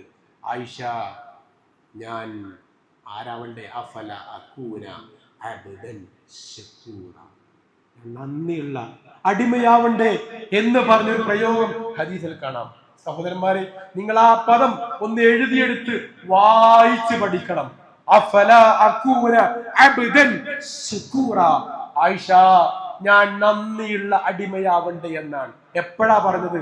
പാതിരാത്രിയിൽ എഴുന്നേറ്റ്, ആരാരും അറിയാതെ, ആരാരും കാണാതെ രാത്രി നിസ്കാരം നിർവഹിക്കുമ്പോ അല്ലാഹുവിന്റെ റസൂൽ പറയാൻ എന്താ അറിയോ? അതാ സ്വകാര്യം എന്ന് പറഞ്ഞാൽ, അതിനാ സ്വകാര്യം എന്ന് പറയാ, ആരും അറിയാതെ പറയുന്നതിനാണ്. അതുകൊണ്ട് അല്ലാഹുവിന്റെ റസൂൽ പറഞ്ഞത് 3 വിഭാഗങ്ങൾക്ക് സ്വർഗത്തിൽ ഏറ്റവും വലിയ മണിമാളികയുണ്ട്, അതാർക്കും കിട്ടൂല. അതിൽ 3-ാമത്തെ വിഭാഗം, 3-ാമത്തെ സ്വഭാവം, അവർ ജനങ്ങൾ നിസ്കരിക്കുമ്പോ, ജനങ്ങൾ ഉറങ്ങുമ്പോ രാത്രി എഴുന്നേറ്റ് നിസ്കരിക്കുന്നവനാണ്. എന്റെ മക്കൾ അറിയില്ല ഞാൻ രാത്രി നിസ്കരിച്ചു എന്ന്. എന്റെ അപ്പുറത്തെ റൂമിൽ കിടക്കുന്നവൻ അറിയില്ല ഞാൻ രാത്രി എഴുന്നേറ്റു എന്ന്. എന്റെ അപ്പുറത്തെ വീട്ടുകാരൻ അറിയില്ല ഞാൻ രാത്രി എഴുന്നേറ്റു എന്ന്. അവരാരും അറിയില്ല. അങ്ങനെ ഞാൻ നിർവഹിച്ച നിസ്കാരമുണ്ടല്ലോ, അവർക്ക് കിട്ടുന്ന അത്ര പ്രതിഫലം വേറെ ഒരാൾക്കും കിട്ടൂല എന്ന് പറയുവാനുണ്ടായ കാരണം അത് സ്വകാര്യാണ്. അതുകൊണ്ടാണ് റവാതിബ് സുന്നത്ത്, ഫർളിന്റെ കൂടെയുള്ള റവാതിബ് സുന്നത്ത് നിങ്ങൾ വീട്ടിൽ വെച്ച് നിർവഹിച്ചാൽ നിങ്ങൾക്ക് ഫർള് നിസ്കരിച്ച കൂലിയാണ് എന്ന് പറയാനുണ്ടായ കാരണം അത് സ്വകാര്യമാണ്. സ്വകാര്യമായ അമലിന് വല്ലാത്ത പ്രതിഫലമാണ്. അതുകൊണ്ട് സ്വകാര്യമായി പടച്ചോനോട് പറയാൻ തയ്യാറാവുക. പ്രാർത്ഥന സ്വകാര്യതയാണ്, പ്രാർത്ഥന സ്വകാര്യ സംഭാഷണമാണ്, പ്രാർത്ഥന രഹസ്യമാണ്, പ്രാർത്ഥന രഹസ്യ സംഭാഷണമാണ്. സക്കറിയ നബിയുടെ പ്രാർത്ഥന, മറിയം ബീവിയുടെ പ്രാർത്ഥന, അയ്യൂബ് നബിയുടെ പ്രാർത്ഥന, യൂനുസ് നബിയുടെ പ്രാർത്ഥന, ഈ 4 പേരുടെയും പ്രാർത്ഥന ഖുർആൻ പറഞ്ഞത് നിദാഅൻ ഖഫിയ്യ എന്നാണ്. സ്വകാര്യമായ വിളിയായിരുന്നു എന്നാണ്, സ്വകാര്യമായ പ്രാർത്ഥനയായിരുന്നു എന്നല്ല പറഞ്ഞത്, സ്വകാര്യമായ വിളിയായിരുന്നു എന്നാണ്. എന്താ വിളിയും പ്രാർത്ഥനയും നമ്മുടെ വ്യത്യാസം? നമ്മൾ പലരെയും വിളിക്കലേ അല്ല, എന്നിട്ട് വിളിക്കും. ആരെയും വിളിക്കും? എല്ലാരും വിളിക്കോ? ഇല്ല. അറിയുന്നവരെ മാത്രമേ വിളിക്കൂ. എല്ലാ അറിയുന്ന ആളെയും നമ്മൾ വിളിക്കോ? ഇല്ല. ആവശ്യമുള്ളവരെ മാത്രമേ വിളിക്കൂ അല്ലേ? അപ്പോ സക്കരിയ നബിയും യൂനുസ് നബിയും വിളിച്ചു എന്നാ പറഞ്ഞത്. അവർ വിളിച്ചു. വിളിക്കുക എന്നുള്ളത് ആവശ്യമുള്ളവരെയാണ്, ഇഷ്ടമുള്ളവരെയാണ്, താല്പര്യമുള്ളവരെയാണ്, അറിയുന്നവരെയാണ്. 4 ഗുണം ഉണ്ടാവും. എങ്കിൽ അള്ളാനെ യൂനുസ് നബി വിളിച്ചു. എന്താ വിളിച്ചേ? ലാ ഇലാഹ ഇല്ലാ അൻത സുബ്ഹാനക ഇന്നി കുൻതു മിനൽ ളാലിമീൻ. യൂനുസ് നബി ആരാ നമുക്ക് അറിയാലോ അല്ലെ, മത്സ്യത്തിന്റെ വയറ്റിലാകപ്പെട്ടാണ്. യൂനുസ് നബി എങ്ങനെയാ പോയത്? ആകെ പ്രാന്ത് പിടിച്ചിട്ട് പോയതാണ് അല്ലെ. ആ യൂനുസ് നബി വിളിച്ചത് എന്താ വിളിച്ച? ലാ ഇലാഹ ഇല്ലാ അൻത, അല്ലാഹു നീ അല്ലാതെ ആരാധ്യനില്ല, സുബ്ഹാനക നീ പരിശുദ്ധനാണ് അല്ലെ, ഇന്നി കുൻതു മിനൽ ളാലിമീൻ ഞാൻ അക്രമിയായി പോയി. ശരിക്കും എന്താ യൂനുസ് നബി പറയണ്ടേ? നമ്മൾ ആലോചിച്ച് നോക്കട്ടെ. യൂനുസ് നബി ചരിത്രം പറയണ്ടല്ലോ നമ്മൾ അല്ലെ. ഞാൻ റബ്ബെ, ഞാനിങ്ങനെ കുറെ കാലം ഈ നീനവ പ്രദേശത്ത് ഇങ്ങനെ ദൈവത്ത് നടത്തി ഭ്രാന്ത് പിടിച്ചു റബ്ബെ, പെട്ടുപോയി, മടുത്തു, അങ്ങനെ വന്നതാണ്. എന്നിട്ടാ ഞാൻ ഈ മത്സ്യത്തിന്റെ വയറ്റിലാക്കപ്പെട്ടത്. ഈ കഥ മുഴുവൻ പറയണ്ടേ? ഞാനോ നിങ്ങളോ ആണെങ്കിൽ അങ്ങനെയല്ലേ പറയാ അല്ലെ? നമ്മളെ അങ്ങനെയൊക്കെ പറഞ്ഞിട്ടുണ്ടാവും. പക്ഷെ യൂനുസ് നബി ഒന്നും പറഞ്ഞിട്ടില്ല. എന്താ പറഞ്ഞത്? ലാ ഇലാഹ ഇല്ല അൻത. അതിന്റെ അർത്ഥം നമുക്കറിയാലോ. സുബ്ഹാന ഇന്നി കുൻതു മിനൽ ളാലിമീൻ. ഇതിനെയാണ് ദുആഇൽ കർബ്, പ്രയാസമുണ്ടാകുമ്പോൾ, ഉത്കണ്ഠയുണ്ടാകുമ്പോഴുള്ള പ്രാർത്ഥനകളിൽ ഏറ്റവും ഒന്നാമത്തെ, ഏറ്റവും പ്രധാനപ്പെട്ട പ്രാർത്ഥനയായി ഹദീസ് വിളിച്ച ഈ പ്രാർത്ഥനയാണ്. മനസ്സിലായല്ലോ? അപ്പോ എന്തുകൊണ്ടറിയോ? അതൊരു ഉൾവിളിയാണ്. ഒരു ഉദാഹരണം കൂടി പറഞ്ഞാൽ നിർത്താൻ. 8:35 എന്താണ്? നമ്മളെ വീട്ടിന്റെ മുറ്റത്ത് കോലായില് മക്കൾ കളിക്കുന്നു. ഒരു 3 വയസ്സുള്ള 5 വയസ്സുള്ള കുട്ടി കളിക്കുകയാണ് അല്ലെ? കോലായില് കളിക്കുകയാണ്. അപ്പൊ മുറ്റത്തൂടെ ഒരു നായ ഓടി. മുറ്റത്തൂടെ നായ ഓടി. ആ കുട്ടി ഓടി ഉള്ളിലേക്ക് പോകും. ഒരു വിളിയുണ്ട്, ഉമ്മ എന്നൊരു വിളിയുണ്ട് അല്ലെ? ആ വിളി ഉമ്മയോട് പറയോ? നായനെ കണ്ടു എന്ന് പറയോ? ഇല്ല. പക്ഷെ ആ ഉമ്മക്ക് കുട്ടിയുടെ മുഖഭാവത്തിലൂടെ ഉമ്മ വായിച്ചെടുക്കും, സംഗതി എന്തോ ഒരു അപകടകരമായ അവസ്ഥയെ എന്റെ മോനെ മോള് കണ്ടിട്ടുണ്ട് എന്ന് മനസ്സിലാവും അല്ലേ? അതെന്തുകൊണ്ടറിയോ? അത് ആ ഉള്ളിലെ വിളിയാണ്. ഇതാണ് പ്രാർത്ഥന എന്ന് പറഞ്ഞാൽ. മനസ്സിന്റെ ഉള്ളിലെ ഉൾവിളിയാണ് പ്രാർത്ഥന. അപ്പൊ നമ്മുടെ പ്രാർത്ഥന സ്വീകരിക്കാതിരിക്കാനുള്ള കാരണം എന്താ? നമ്മുടെ എന്തായിട്ടില്ല? സ്വകാര്യമായിട്ടില്ല. പടച്ചോറിൽ സ്വകാര്യ പറച്ചിലായിട്ടില്ല, ഉൾവിളിയായിട്ടില്ല. ഞാൻ നിർത്തുകയാണ്. പ്രാർത്ഥന നമ്മുടെ ബാധ്യതയാണ്. സൂറത്തുൽ ഫുർഖാനിലെ ഏറ്റവും അവസാനത്തെ ആയത്ത്, ഖുൽ മാ യഅബു ബികും റബ്ബി ലൗ ലാ ദുആഉകും ഫഖദ് കദ്ദബതും ഫസൗഫ യകൂനു ലിസാമ. നബിയെ പറയുക, നിങ്ങളുടെ പ്രാർത്ഥന ഇല്ലായിരുന്നുവെങ്കിൽ നിങ്ങളെ എൻ്റെ റബ്ബ് പരിഗണിക്കുമായിരുന്നില്ല. ഈ വിഷയം കുറച്ചുകൂടി വിശദീകരിക്കേണ്ടതായിരുന്നു. 8:45 നിങ്ങളുടെ സമയം 8:30 അറിഞ്ഞു. നിങ്ങളെ മടുപ്പിക്കാൻ ഞാൻ ആഗ്രഹിക്കുന്നില്ല. ഇൻഷാ അല്ലാഹ്, അള്ളാഹു ഇനിയും തൗഫീഖ് ഉണ്ടെങ്കിൽ കണ്ടുമുട്ടാം, അല്ലെങ്കിൽ പരലോകത്ത് കണ്ടുമുട്ടാം. അള്ളാഹു നമുക്ക് അതിനുള്ള തൗഫീഖ് നൽകുമാറാവട്ടെ. അള്ളാഹു മനുവിശ്വാസികളുടെ കടമ എന്നുള്ള വിഷയത്തിൽ ഏകദേശം 10 വിഷയമാണ് പറയാൻ ഉദ്ദേശിച്ചത്. ഞാൻ വളരെ സ്പീഡിലാണ് പറഞ്ഞത്. അതിൽ ആർക്കെങ്കിലും അവ്യക്തത ഉണ്ടായിട്ടുണ്ടെങ്കിൽ ക്ഷമ ചോദിക്കുകയാണ്. ഏകദേശം 14 കാര്യങ്ങൾ ഞാൻ സൂചിപ്പിച്ചു. 4 കാര്യം റബ്ബിനോടുള്ള കടമയും 10 കാര്യം വിശ്വാസികളുടെ കടമയും. ആ രൂപത്തിലാണ് ഞാൻ ക്രോഡീകരിച്ചിട്ടുള്ളത്. ഇൻഷാ അല്ലാഹ്, അള്ളാഹു നമുക്ക് ഈ കേട്ടതും പറഞ്ഞതും അള്ളാഹുവിൻ്റെ സ്വർഗത്തിൽ പ്രവേശിക്കുവാനുള്ള അമലാക്കി മാറ്റിത്തരുമാറാവട്ടെ. അള്ളാഹുവെ, മരണം വരെ നമ്മുടെ ആരോഗ്യം നീ നിലനിർത്തി തരണേ അള്ളാഹ്. അള്ളാഹുവെ, ആരോഗ്യവാന്മാരായി പരിപൂർണമായും ജീവിതത്തെ ഞങ്ങൾക്ക് നീ നിലനിർത്തി തരണേ അള്ളാഹ്. മരിക്കുന്നത് വരെ ആരുടെയും ആശ്രയമില്ലാതെ നമ്മുടെ കാര്യങ്ങൾ ചെയ്യുവാനുള്ള ആരോഗ്യം ഞങ്ങൾക്ക് നീ നിലനിർത്തി തരണേ അള്ളാഹ്. അള്ളാഹുവെ, നമ്മുടെ ആരോഗ്യവും ഈമാനും ഞങ്ങൾക്ക് നീ നിലനിർത്തി തരണേ അള്ളാഹ്. അല്ലാഹുമ്മ റബ്ബന ആതിന ഫിദ്ദുനിയ ഹസനതൻ വഫിൽ ആഖിറതി ഹസനതൻ വഖിന അദാബന്നാർ. വൽഹംദുലില്ലാഹി റബ്ബിൽ ആലമീൻ. വസല്ലല്ലാഹു അലാ ഖാതമിൽ അംബിയാഇ വൽ മുർസലീൻ വഅലാ ആലിഹി വഅസ്ഹാബിഹി അജ്മഈൻ വഅലാ മൻ തബഅൽ ഹുദാ ഇലാ യൗമിദ്ദീൻ. അസ്സലാമു അലൈക്കും വറഹ്മത്തുള്ളാഹി വബറകാതുഹു.